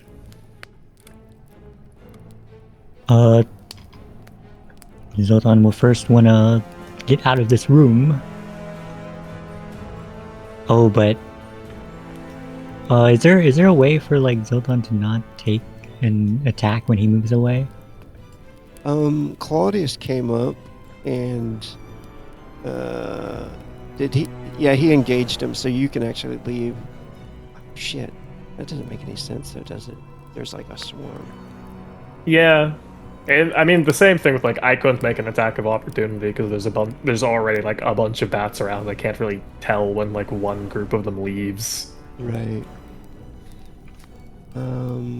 There's no really rule about this, like retreating from a swarm. It seems like, yeah, go ahead. Yeah, you can. I guess it makes sense because usually when you're retreating from a person, it's that one person making that one attack, as opposed to all 7 bats immediately honing in on the fact that you just moved. Right, and would it be like only 4 get to attack him when he's leaving, or? I mean, I guess there could be a rule like that, but.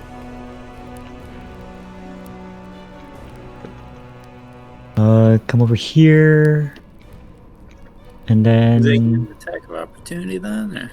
No, because of Claudius. Claudius came up and he takes it for him. He's engaged them. actually we'll go here instead, and then should I like prepare to like use all my actions to cast a spell, but like not let it go yet, and, like let Yeah. it go later? Yeah, you could do that. Okay, yeah. Then You wanna prepare to ca- cast Burning a Frenzy, and that's it. Okay, cool. So you're starting to cast, and then Mr. R, what do you want to do?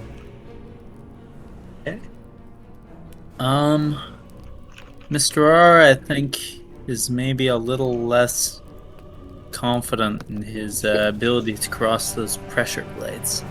He hears all those screeching bat swarms and sees Zothon run out. I think, Sorry. It's great. think- though. I think he goes up, he activates formation fighting for 1 action point. Yeah. And he yells out, "Get over here! With me!" But he does not get any closer than that. I think he spends another action for a defensive stance. Now will be his turn. Awesome. Yes, your turn. I think now that we have lost the element of being able to hit 2 swarms at once, he's just going to go all out for an acrobatic combo attack on the swarm.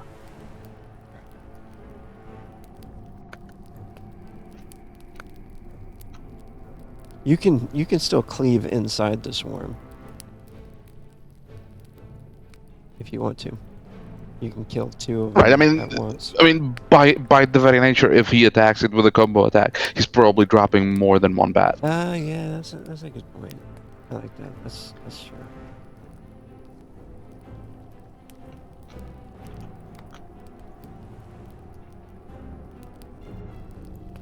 true. So, unfortunately, just the 4. Let's see if it hits, though.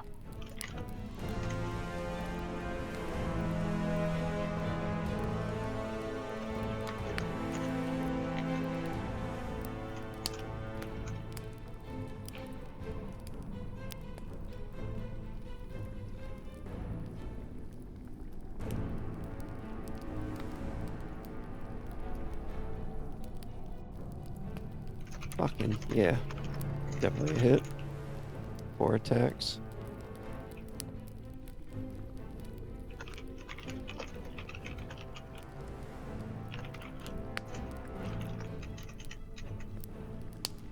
Nice. So you The take out- swarm. So you take out 4 of them.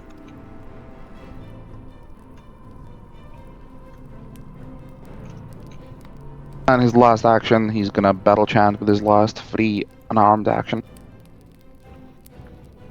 Alright. Bloodbath's 110.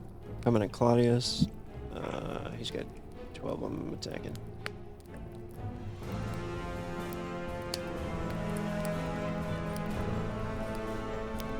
Oh no. Oh, Oh shit. no. Oh, Well, Everything you got. Claudius does have combat training. That is one thing. So he's gonna make this defense with advantage. And let me just review what he's got here. Jesus. gonna need everything. He's gonna probably need quite a lot. What did No Cry give you guys? +3 to dodge or? Just a +3 to hit. Oh, damn. Okay. Well, is he gonna be able to use his shield to try and defend us? No. Gotcha. So Let just me- the dodge?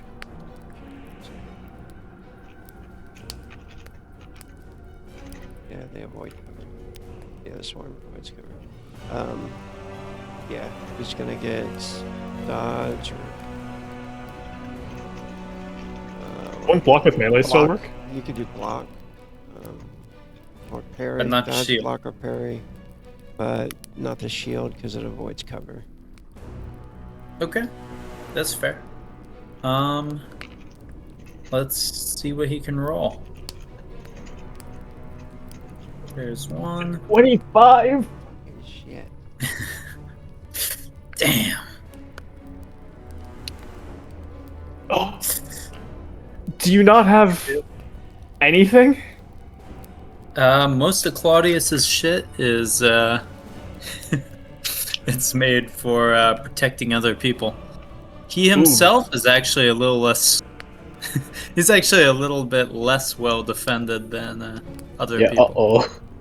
Well, that's not entirely true. If he has his defensive formation up, but he doesn't. Ooh. Oh lord! Oh, Claudius. Oh, that's high. Claudius is Ugh. killed by the bloodbaths. No. Claudius Claudius is a. died for me. Claudius is a. Does he have a spiritual influence? He does have a little bit. Let's see. So, question. 17% chance. I do have. Where is it? I have this. Oh, Yeah. If I were to use Blessing, which can be used like as an out of combat ability,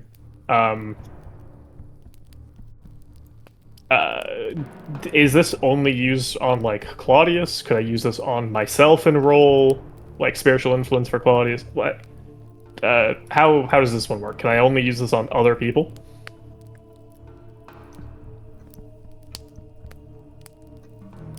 I feel like the another character is kind of implying it, but it's hard I'm to just say. making sure. should have given it to Claudius before. I Do mean, right now. yeah, that's Oh, that's an attack roll, unfortunately. Yeah. The monk may choose Oh, you're right. give an ally- Yeah. Oh yeah, for combat. This is the one you can do like during weddings and shit. Yeah. Out of combat. Okay, so would I, in this case, if Claudius has to make a spiritual influence roll, would I be able to use this on him or no? Yeah. Okay. All right. 10 chi to give him, what is it, D4 more? Yep. D4 with continuum. Okay, cool. So it'd be minus D4 on your modifier, Mr. R, when you put Claudius's SI Yeah. roll. Else he is just gonna get killed because. Unfortunate. That is a real shame. All right. All right. We can roll spiritual influence for him on our turn. When our turn comes around. You know, he's not a main character is the only thing. If anybody is a spiritualist character class, I will give it to them now. Actually, I'll give it to them and I'll give it to Mr. R because he's his NPC. So Is Monk a spiritualist character class? it is. Cool. That's at least a chance for Takeshi and Arthur. Yeah, and those are some good odds. You know, you say that, but every spiritual influence check I've made recently is Yeah, failed. I mean, I'm still 0-3. I know it's better than a 50-50, but the amount of times it hasn't worked leads me to believe otherwise. Oh my god. This Do would we be not so- lose spiritual influence? Because like 50-50 Out of curiosity, does the swarm regain more bats even though it's already full on bats? Yeah, gain more bats. Oh, more bats appear. I see. So, It's like there's a fresh swarm with only 4 bats in it, from what I understand. and it's at Pogger's initiative. Damn. That's nuts. Man, I fought some things like this in Earth Dawn, and they were called blood monkeys. And they sucked. They just kept getting more and more. We're like, what the heck? That sucked. Alright, Claudius just gets swarmed. He did come up and defend for Zothon, which was pretty heroic. But he gets overtaken by these things just like swirling around him and tearing him up. He was still in a bad way. Even the mending potion had helped him. So, but you just kind of like look over and you notice that he's laying still in the hallway, you know, and it's probably pretty fucking traumatizing. I suppose I should ask. Claudius doesn't have any defensive talents, does he? He has some. I'm not sure he has does any he- there again. Does he have close call? I don't think he does. He has self-defense, but that's already factored into his defense. That's so unfortunate. If he had close call, that would have been the thing that made the difference. Well, I mean, the thing is, I think, yeah, I mean, it was a nat 20. It was gonna hit unless he. I mean, it would have Forget hit. about it. I think it would have just ignored the crit effect. I think, I think that's only if it's an explosive die add to the defense. Oh, No, Craig. Yeah. upon seeing Claudius fall, Zoltan's gonna panic and fire his spell now. And he's charging. It's a Okay. damn shame. If I'd called defensive formation on Claudius instead of going in for the attack, may have been a different story there. Yeah. question: How many hit points is Claudius at right now? In the negatives? Oh, I think he was at 90 something health, so he'd be at like negative 300 now. Well, factoring in his armor as well. Oh, that's true. If there's an SI, yeah, that doesn't save him, he's not able to be resurrected. Oh, jeez. He's past negative 200. No, the It's- NPC romance. No. A He rogue has can 75 total armor, so I mean that would still put him past 200. fire the spell that Dokkan was holding. Yeah, you were holding the Yeah. spell. Yeah. And you had enough actions to cast the whole thing, right? Yeah, I had to burn a frenzy to Okay. on my turn. So. All right. So what happens is with this spell? Let's see. Is it AOE or That's an AoE on these two. nice? They do have a weakness to AOE attacks. So let's see here. That's interesting. 3 modifier from no crack, right? Yeah, +2 to hit. Melee attacks are often good tactic. Negating up to a +4 bonus on their defense brings their defense down to target number 11. Go for it. 19, so hit. That's a hit on both of them. Both swarms. Burning blood. Blood magic spell. I think I set this up so it rolls my blood magic dice in there. Should be times 14, right? Or, oh, okay. That's nice. 336. What's that look like as you take all those things out? They all just start like bubbling, and like blood starts like blood or fire. They kind of like can't tell which, starts just like spurting out of them as they like kind of explode Pop and and fizzle. burn. Yeah.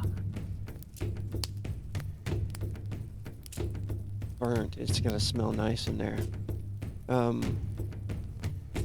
It would be Claudius's turn. He gets his spiritual. No crowd got influence. skipped. Didn't he already do his?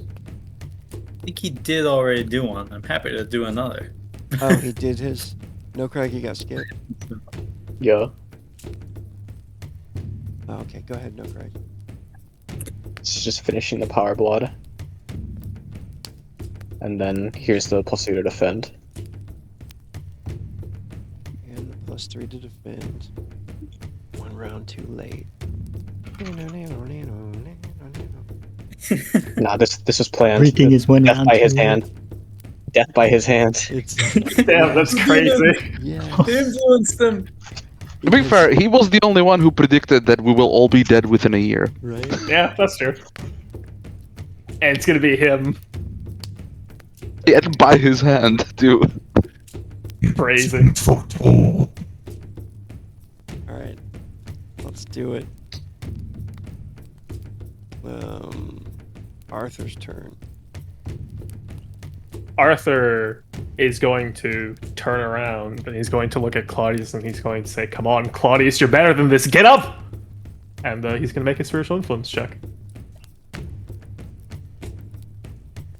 Will it work this one time? Will it finally work?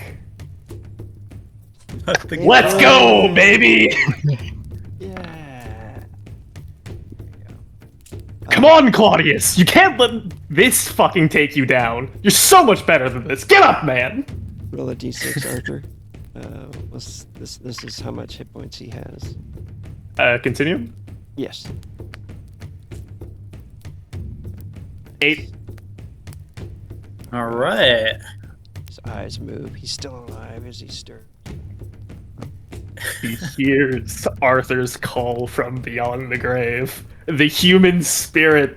He might be a half-elf, but he's still fucking half-human. So that will only work once for anybody, but it has worked and saved him. Arthur, you still get your chance. To Okay. We'll say that's one action used. That's fine. That was an action well spent. And Arthur is furious now. He's going for a full combo at this bat swarm. So acrobatics first. Yeah. D6 +1 +3. Actions, we're putting 3 into this. 22 to hit. That's it. Alright, and then another, what is it? So this will be at ×7 because +1 from Thrash and +1 from Assault to the modifier, and then +1 from Acrobatic Attack. D6 for Train. No modifier to the damage. Multiplier 6. Right? 3, yeah, 6. Nice. 216. How many As attacks he- was that? 3? 3, technically 5.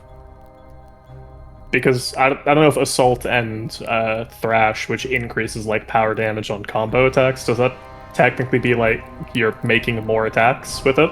Only if it says you're making, if it gives you combo damage. If it says power damage, it's just more damage. Okay, then yeah, it's just power damage on combos. So it was, are both of them like that? I can't remember. Yeah. Thrash and Assault are both times 1 power damage on combo. Oh, okay. So three more dead. Slice through 3 of those things. Yep. And that's it for Arthur. We're going to one. No, I'm gonna use 1 Frenzy and activate Juggernaut to double my TAV. Nice. Alright. We got 1 swarm. Even though it only did 25 points of damage to you, the ability is crazy. Yeah, I prefer to just not be hit by them. Even if I miss my parry that I'm going to roll no matter what. There's only 3 left. Around Takeshi. That's an 11 to attack you. Yeah, that's definitely gonna be an attempt at parry. They don't seem to be fleeing for some reason. They don't seem to be worried. It must be just hunger, stupidity driving. They want the book, that's what it is. They only reacted once the book was free of the coffin. They clearly are here for that. We need to They see what's probably inside of it. summons to protect a magical book that has some crazy secrets. Probably blood magic secrets, if I were to guess. I'm curious, does the parry, like, can Takeshi just slash at the swarm, or does he get to slash at the one bad? Yeah. Like, if he's using his Counter-Strike thingy. Oh yeah, you'd be slashing at one of them. You'd be taking one out. Unless you have something that's AoE. Or like you said, combo attack is a good one. Do you have a thing where I have It's the all nat talent? 20. Oh, it's only on that many. Okay, so yeah, in this case, this would just be a single attack, I guess. Yep.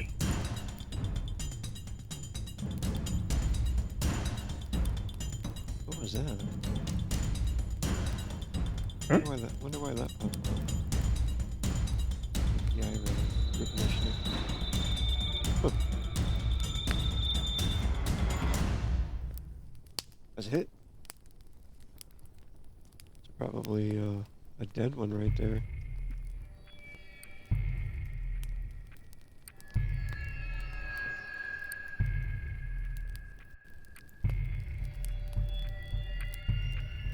Yeah, definitely a dead one. They try to swarm around you and you slice one in half. And then the one hits Arthur. Oh, sorry, that's 6 attacks. It says 1. 16 coming at you, Arthur. 6 plus 3 plus 1. And then Zothon, you're up next. Nice. Fake That's- 20. Ah, If I got a nat 20 roll rogue, it'd be in the 30s. all right. Zothon, your turn. Oh no, I mean Forward. I do have counter riposte. So I'm gonna Okay. hit one of them. Okay. Yep. I gain my combat tally and I use it immediately to just make a single attack. Okay, nice. Immediately, Yokalias.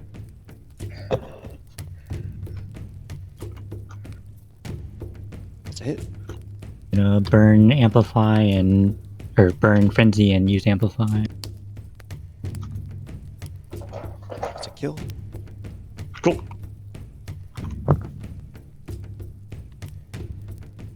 Blood splatters all over the room. Jeez. I'm only bleeding a little bit, but I'm just covered in blood.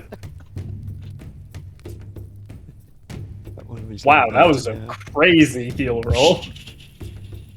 Burn to frenzy to make it stronger. Yes. Thank you. Because Claudius went, Oh, Claudius got fucked up. Oh, very badly. We're gonna have to give him a trauma roll again.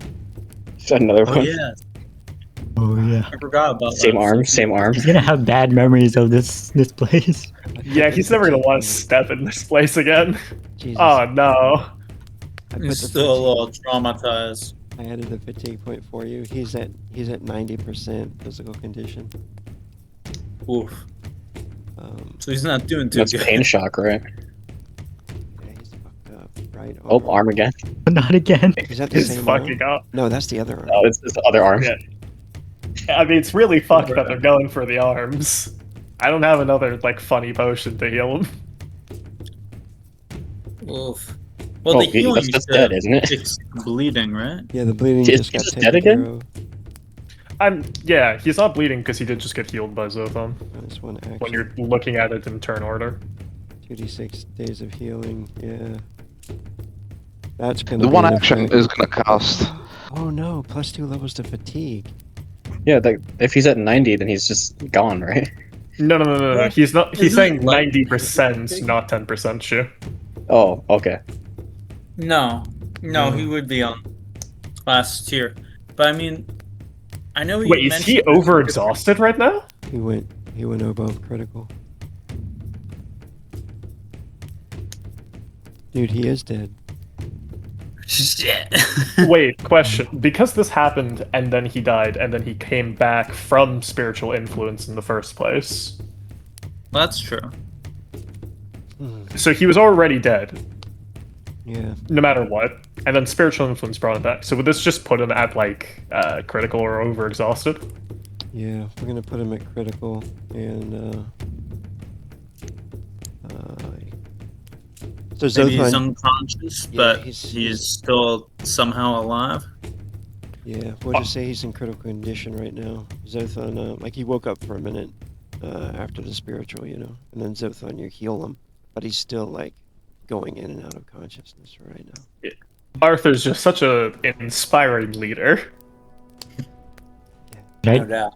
Also try and or use my last friend to try and pull him to a little safer spot. Yeah, you could do that. Oh no, frenzy won't allow you to move. Okay. Um, anything else you want to do with the last frenzy other than that? It'll allow you to attack or do something else, but no movement. Or could I at least pull him behind me? At least. Or drag him around so I'm in front of him. Just in case. Yeah, that's cool. You pull him over there for a frenzy. All right, Mr. R. All right. Mr. R sees Zothon tugging his bodyguard away. He yells out, "Claudius!" And well, this is a tricky one. He did see how they bypassed the pressure plate. I guess he'll try and creep on by that. And he'll get his hammer out. And if Claudius is unconscious, I'm guessing he doesn't count for formation fighting. Yeah. Sure. Maybe he'll try and grab Claudius and drag him further back away from the action then.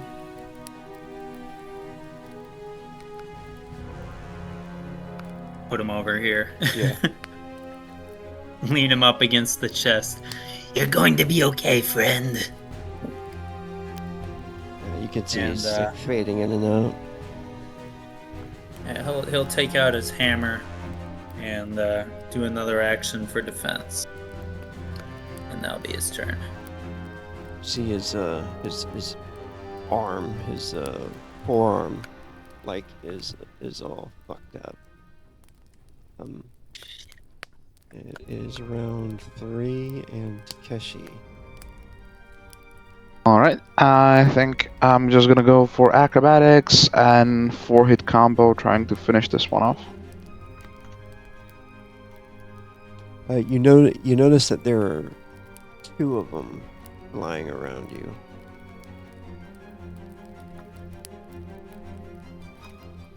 Hint, hint, wink, wink. Yeah, if there's only 2 of them, I'm thinking this time he's gonna just settle for a heavy attack slash. Yeah.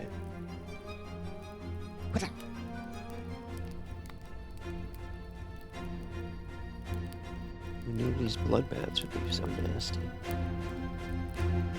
Indeed. Yeah, luckily not the nat one on the important dice. As long as you're doing over 40 damage on each of these fuckers, they're both dead.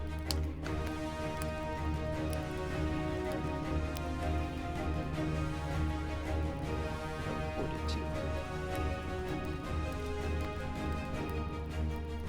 And 14 total.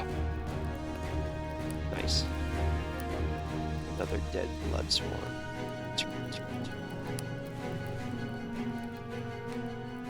Alright, that was 2 actions. Still got more actions. In which case, he is going to slash at the one hovering above Arthur.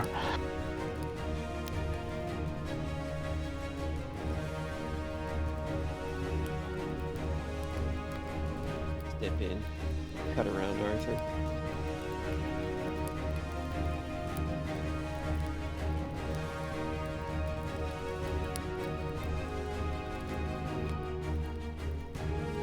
Another heavy attack. Cleave. That's a hit.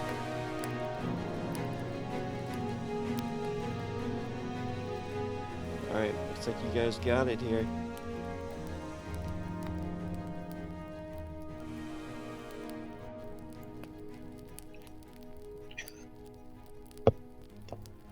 Alright.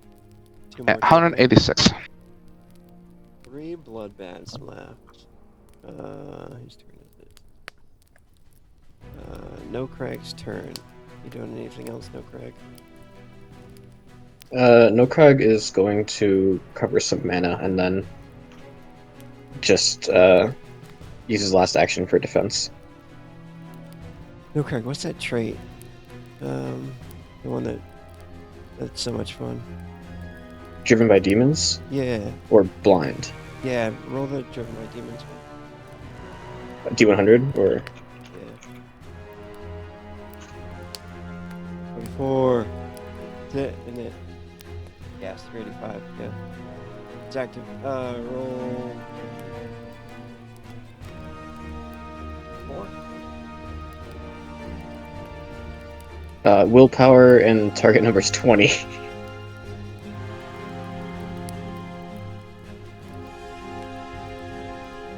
Which is that's not it. That's not it.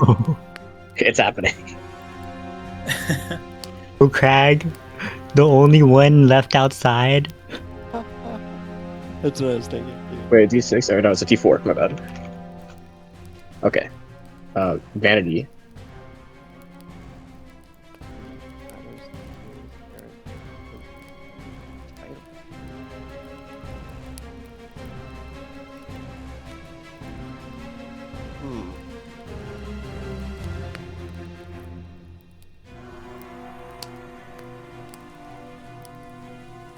Human platters and feels arrogant.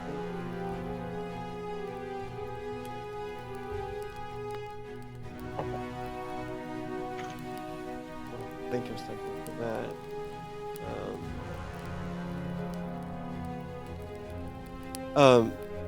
As you're doing what you're doing there, you do notice Mr. R dragging Claudius, and he's all messed up, over to the chest and leaning him up against the chest.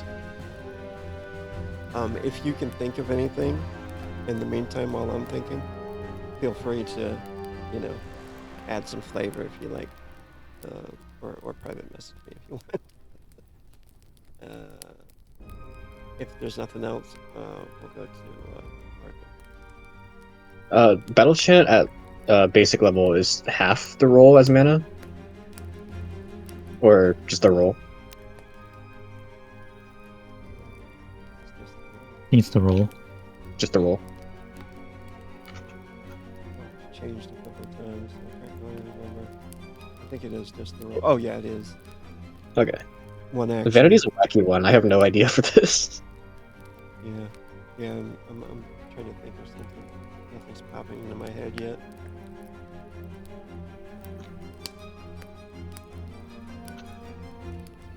But we'll get back to it because I want to say that like you're hearing the whispers.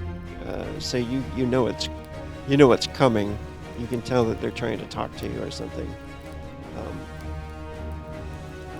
And then we got a Claudius. He's out of combat though. And then we go to Arthur.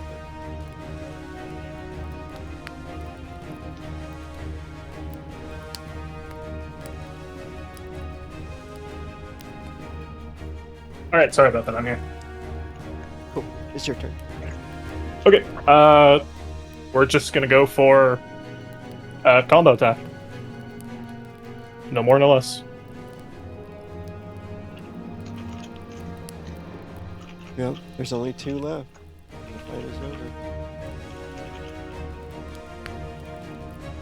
Look at this guy. He's trying to bait it so that the fight is. He's like, there's only 2. You're gonna miss.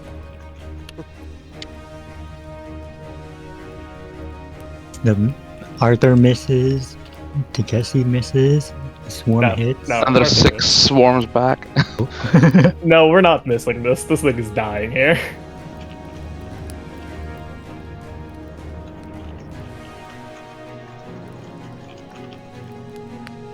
Huh, it rolled that before the actual damage. I wonder why. Let's hit. Yeah, no, it was just really slow on rolling the damage. Oh, I see why it was. What the fuck is this? Both That's a good 6s combo.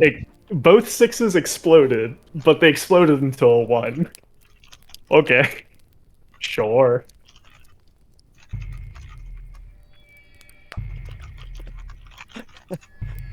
I've called upon the AI to give me ideas. Oh, yeah? Some of them are funny. All right. All right. That's it. Fight is over. Cool.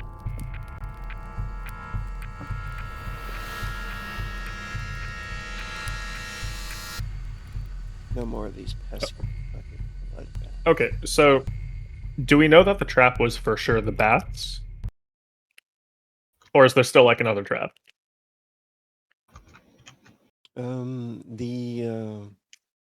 Yeah, you're not sure about that. Okay. The bats didn't seem the bats were too big to actually fit through those small holes. So Interesting. And the trap has not been triggered upon the sarcophagi either. Gotcha. So the bats just flew in after the book. That's what it seems like. Yeah. Alright, Zothon, get the book out of there. But we had the book. I mean, not the book, get the scepter out of there. Yeah, Let's get the bug scepter, out of yeah. here. Are we sure we're not going to trigger anything else? I don't think there is anything left to trigger, but Takeshi, move out of the room. Yeah, let's Wait. go ahead and close this up. Unless Is something wrong, Mr. R? Claudius is not well. I know, we're getting that, and we're taking Claudius, and we're leaving. I should take him out of here before you continue with any further traps. Okay. probably That's for probably the smart. for the safest. Grabs Claudius and he moves outside here and kind of slumps down by a pillar. I do wonder though, the fact that the swarms did not behave like animals. They didn't fear any situation that results in their death. They behaved like they were drawn to the book. I have to assume perhaps there's something in the book that draws them? Maybe something in the scepter? I don't know. But that's a nat 20 on that Whoever set telekinesis the roll. trap. Wow. He's like fucking a knife through butter. He's getting that scepter He out of there. pulls out the scepter, closes the lid, cleans up all the dust, tidies up the room. Zoltan is mega careful with the scepter now. Oh yeah, how many? Oh, is it 5 days for Claudius to fully recover? That's right. All right. The 2d6 I rolled. All right. We have the scepter. We have the book. We need to get them both identified, but first we need to get Claudius upstairs. And This guard dog is not even worth the weight of his teeth in gold. I'm gonna fucking trip, no Crag. Assuming nothing happens when we take out the scepter from the Tripping a blind man? yes. Yeah, that He checks did out. just look. He did just insult Claudius. That's true. Tripping again. Also, blind man who has the best perception out of all of us. Hit him again. It's so fucked. All right.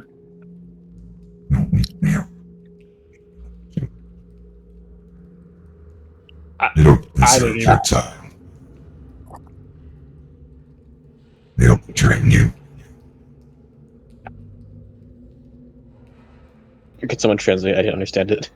I heard they're not worth your time. They only drain you. Mm-hmm. I didn't hear the first part though.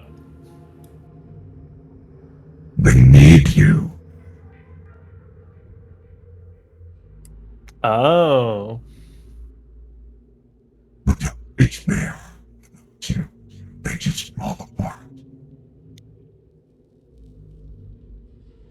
They're not worth your time. They should be paying you. Yeah, you're right. If I was the one in there instead of the guardsman, I wouldn't have been dragged out of the fight with both my arms falling off of my body. I know, Jump Crab. Is he saying that out loud? Yeah. Okay. No, Crag, that's so kind of you. Oh, you know, friend, I just wasn't sure what I was going to do with Claudius. Fallen like this, but now I feel like you'll be my bodyguard. Temple, yes? Yes, that's a good idea. You should leave him here. He's done his job. There's nothing left to get out of him.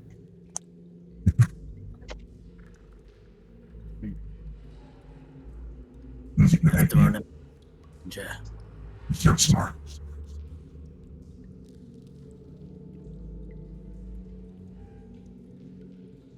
Could someone translate that one too?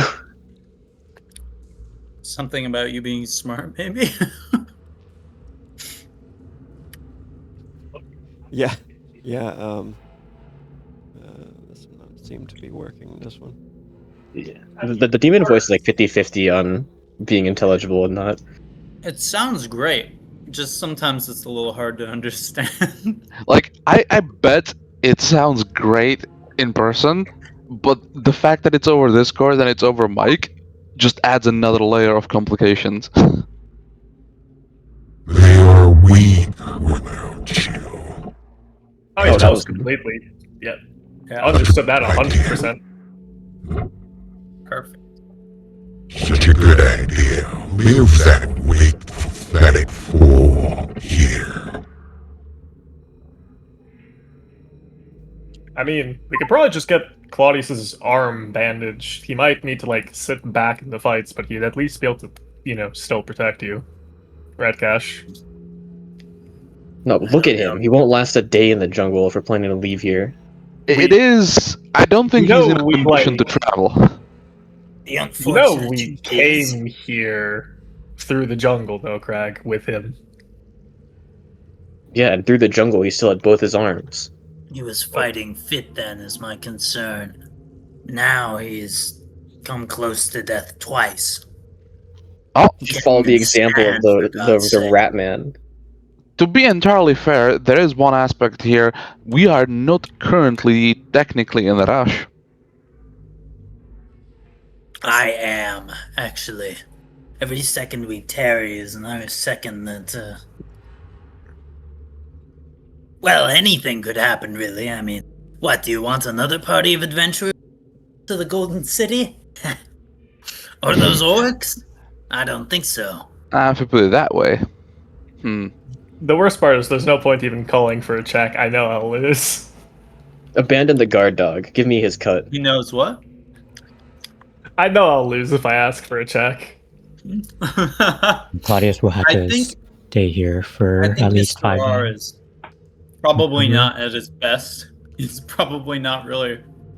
There's If you something want, with you like could do a the check. way there's something with the way that he was saying that's a little bit just like, why are you in such a rush? You've been constantly like hounding us to get back to the road for like a little bit now, as if you're being chased by something or you're running out of time for some reason. Well, life waits for no one, right? Oh, definitely one mental fatigue. I mean, I guess I might as well. I'm definitely not going to be able to. Actually, no, there isn't even a need to like do a deception roll or like a deceive lies one. You're being evasive. I don't know what you're talking about, friend. Yes. Are you saying you distrust me after all the things we've been through? Are you saying you trust me wholeheartedly, Mr. Ashcash? The reason why you only revealed that little, thing in our talk earlier today? Now, Arthur. instead of during when you first learned about it? I'm not saying I don't trust you. You, at the very least, want us to not die. I can trust that much about you. You do not want to screw us over. I can trust that about you. But at the same time, why are you here in the first place? You could have just sent Claudius with us as a supervisor, but a merchant?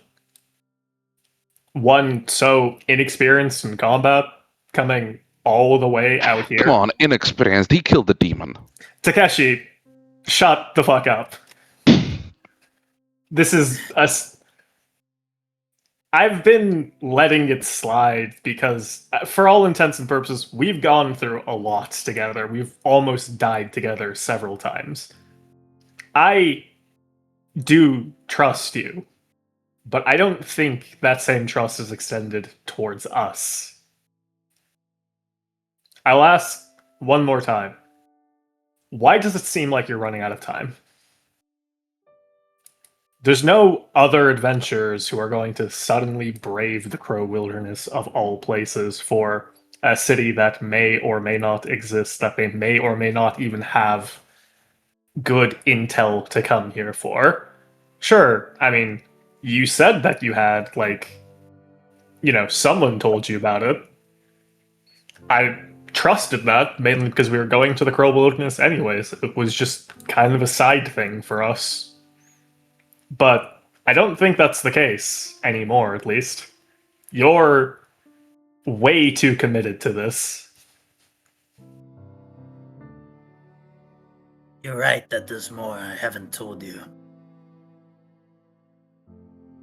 After all this, perhaps you do deserve to know.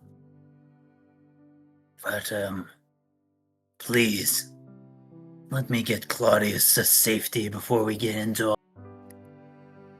I'll give you that much. While we move him, take the time to think about what you're going to say. And Arthur will, very gently, lift Claudius and kind of, gesture for Takeshi to take the other side. Yeah, Takeshi grabs hold, carries him wherever we carry him. I suppose somebody will have to prepare, a bed or something somewhere in the upper levels of the shrine. I mean, there's just probably, really shoddy sleeping mats. No doubt. But yeah, we'll take Claudius Carolyn, upstairs. I think, has some skills in medicine, probably among other people. She would be I mean, left to watch Lark. over him. Oh, well, yeah. Lark is probably the better character. Speaking of Lark, we should probably have him look at the potions as well. Yeah. And yeah, we'll carry him upstairs. Claudius wakes up for a second, notices he's being carried, and he's like, I can hack it, sir. I'm gonna be alright. Just give me a rest. Of course, Claudius. You just take it easy for now.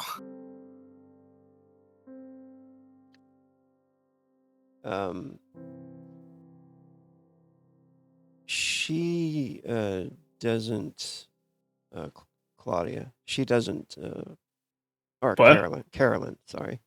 The ship name. Claudia. What the hell? Claudius was in your What's in head. those fucking bats? Yeah. Quaddling. Fucking gender bend Claudius? That'd be crazy. The bats that turn you into a woman when you die. I didn't realize we were going into a Gary Gygax dungeon. I'm gonna take my true form. That's all I need. Carolyn is unable to pretty much hide her worry as soon as she sees his state. So she comes over immediately, and you could tell she's like worried. He'll be okay. He just needs some time to sit down. He's made of a lot tougher stuff than we give him credit for sometimes. I would know. He's brave and strong. He'll make it. He will. But, for now, maybe I've put him in enough danger. I suppose, Claudius knows something of this. Carolyn, I don't think you're familiar with all the details yet. I have a brother. Is a somewhat more adventurous sort than I. More prone to gallivanting off, finding all sorts of little adventures to get into. For me, truth be told, my heart has always desired the quiet life. More intellectual thrills than heart-pounding adventures. But my brother, you can't pin him down. He goes where he wants.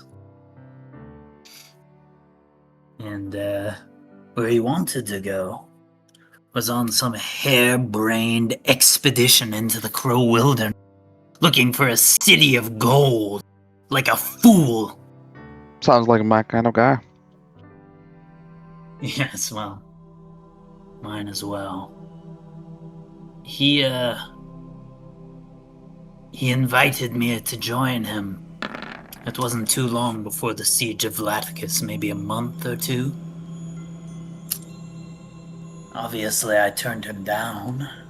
I mean, I'm a merchant. What business have I in risking my hide? But, well,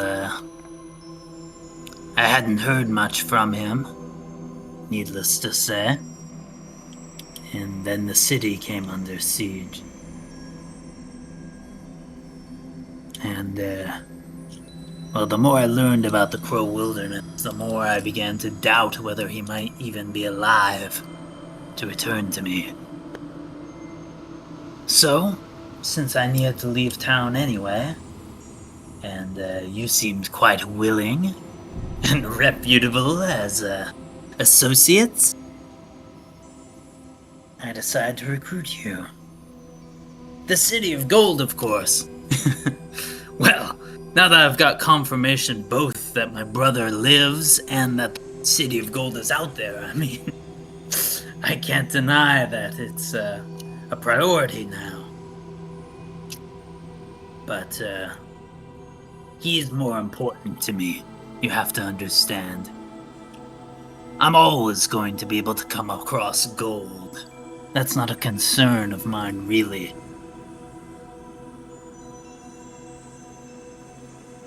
And every day I waste sitting about in this godforsaken jungle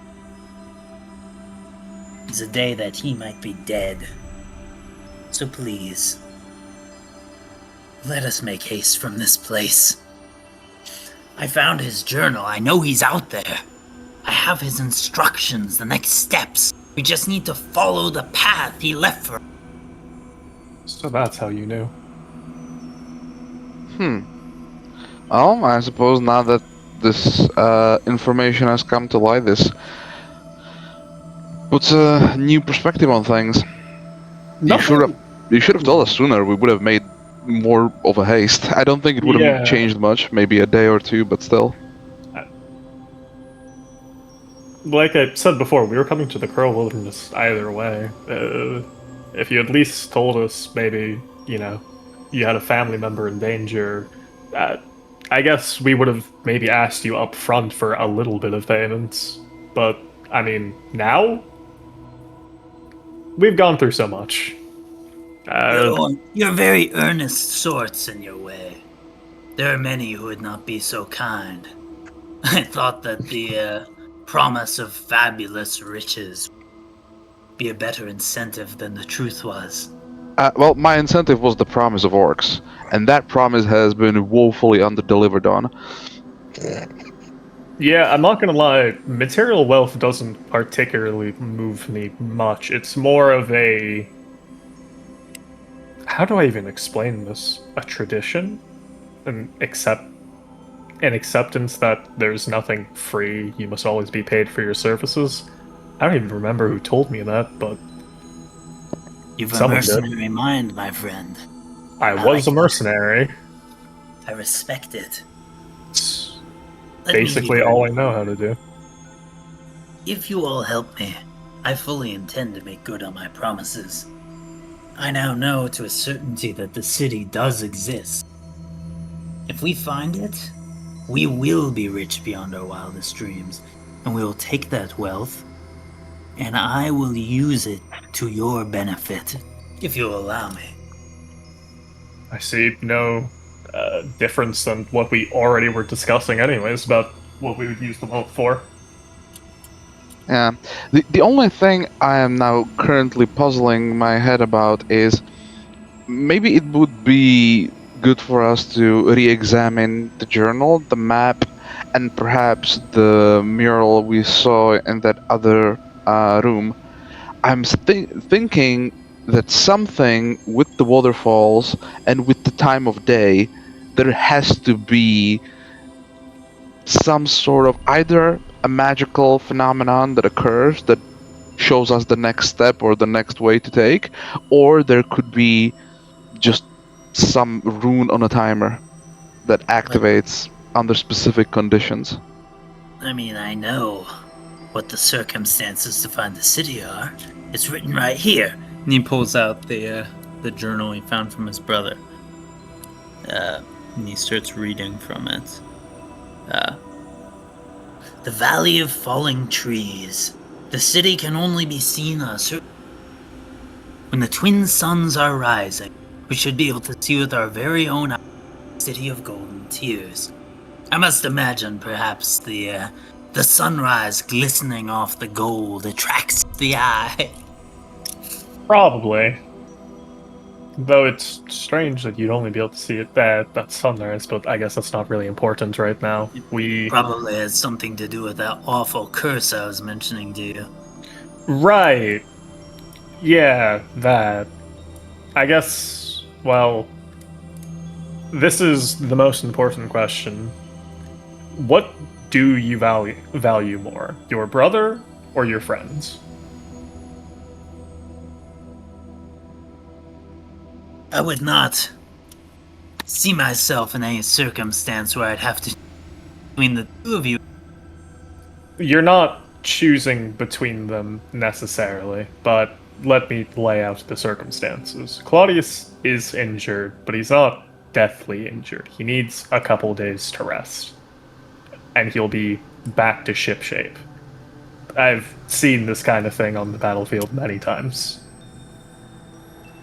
Good. On the other hand, that would mean either leaving him behind or having him trail along, perhaps sitting on the mule and taking a back seat until he's feeling better during our travels. I would leave as soon as possible, and in his state I would not wish to expose him to further danger. If it is acceptable to you, Lot, perhaps I could just stick close to you. Surely you would protect this poor merchant. We'll need to play things a little differently from now on. In the past, we always had Claudius there, specifically taking care of you.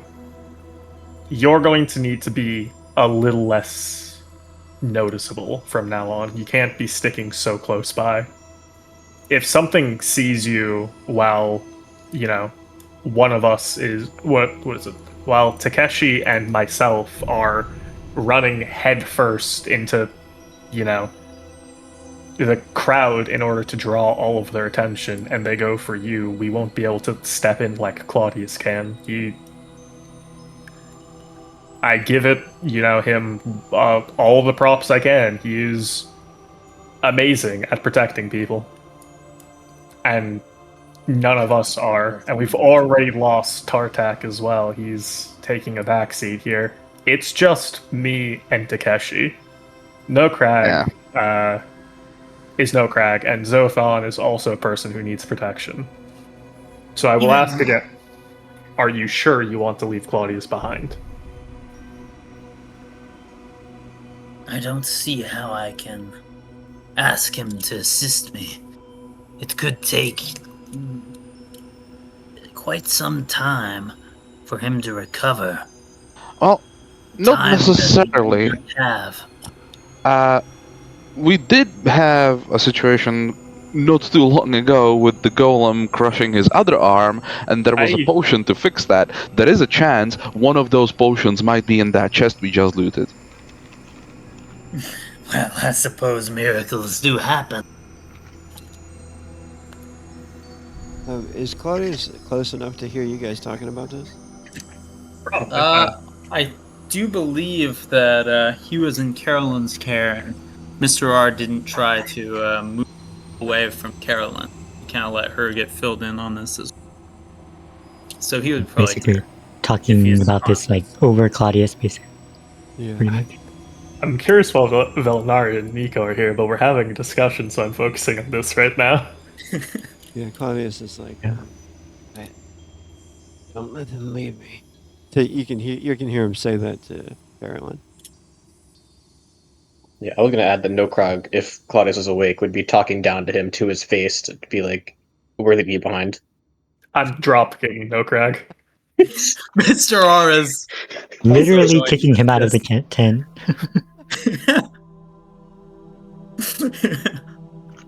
I'm gonna fucking drop-kick this bug.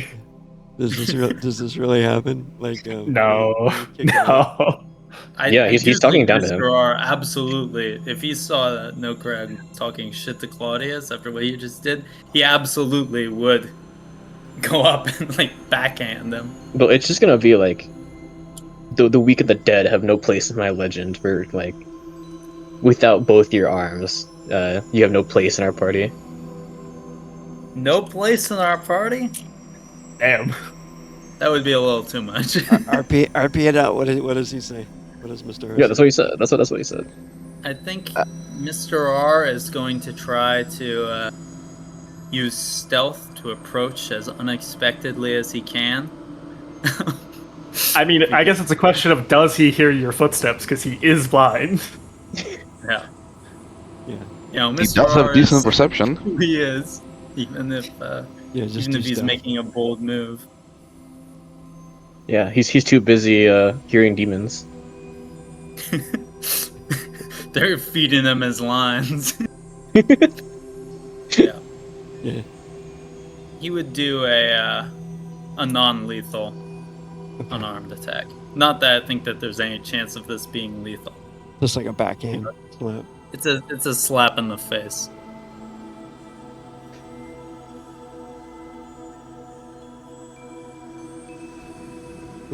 think that hits the target number. Yeah, that's it. That hits. Mr. R's only chance of actually being able to hit Nokrag if he takes him by surprise. Otherwise, that bug's defense roll is crazy. Mr. R bullying the disabled. No Frog's also bullying the disabled. He is. It's justified. Let's go. All right, so he Don't slaps you him. talk about him that way, bug. Roll damage. Yeah, Would this- would let's a see if he backhand feels do it. damage? Or What's that? would a backhand like that do damage? Or, Yeah, yeah, just do unarmed damage. Sure. So times two because it's sneak attack. Times 2. Are you Oh, like yeah. double backhanding him? Oh, Or, like yeah. with both of your hands? Yeah, Did call on me. Yeah, it's a 2-action attack. Was that a... Yeah, it looks like a heavy attack. So it's times 4. Like a proper Well- meaty smack. You gave him a pimp slap, is what you did. I did the 2 actions because I seem to recall something about non-lethal attacks being like a 2-action thing. Is that like a knockout attack that does that? No. Yeah, you can do a knockout attack for 2 actions. You can attempt those. But those are you have to hit like 18, 19, or 20. And then there's a percentage, and they have to make a body save. But those are difficult to do, or if you roll a critical.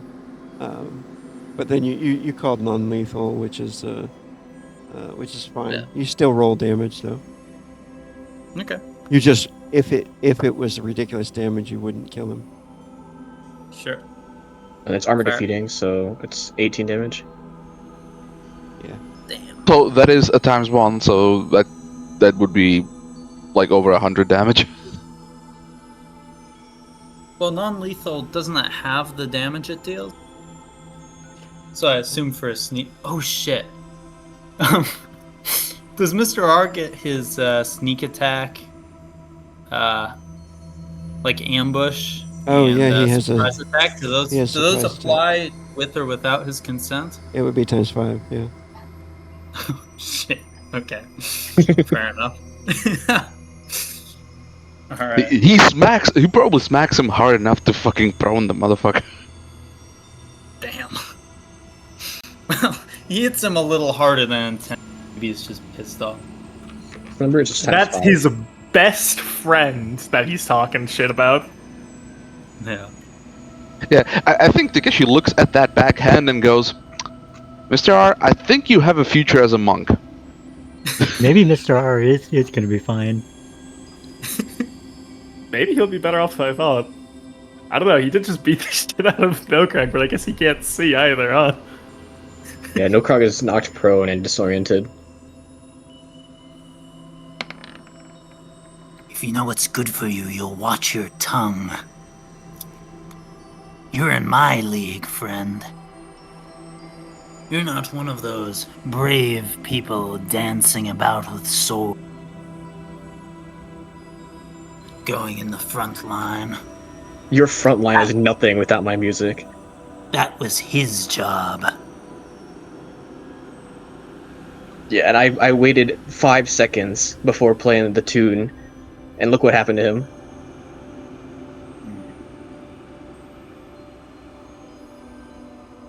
I'll make do. I'll have to be a bit more cautious. Stick with you two. But, I'm sure it'll work out.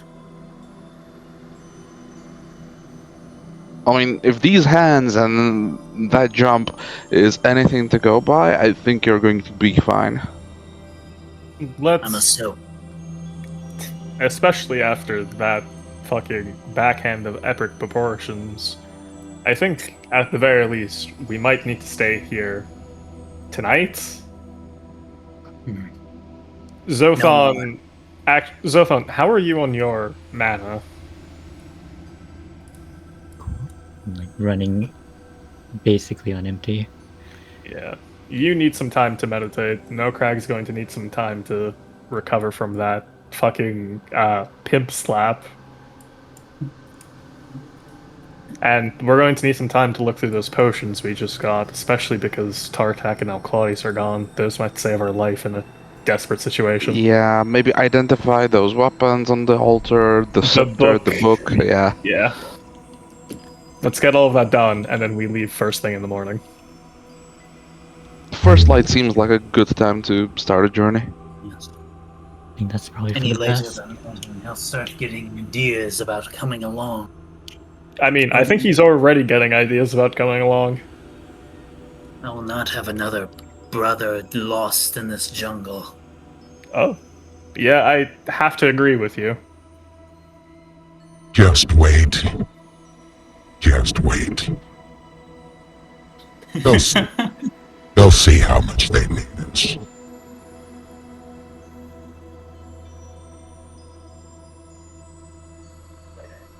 But, yeah. Nico comes up to you with Valnari, Zothon, and it looks like he's Valnari is like she says something to you first. You can tell that Nico has made something for you, and it looks like a little like an amulet or something. And she kind of urges him to go give it to you, because he seems like nervous to give it to you, you know. And she says,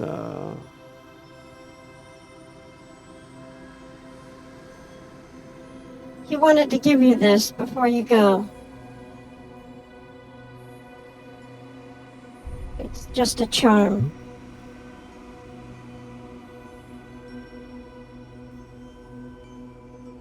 Thanks, Nico.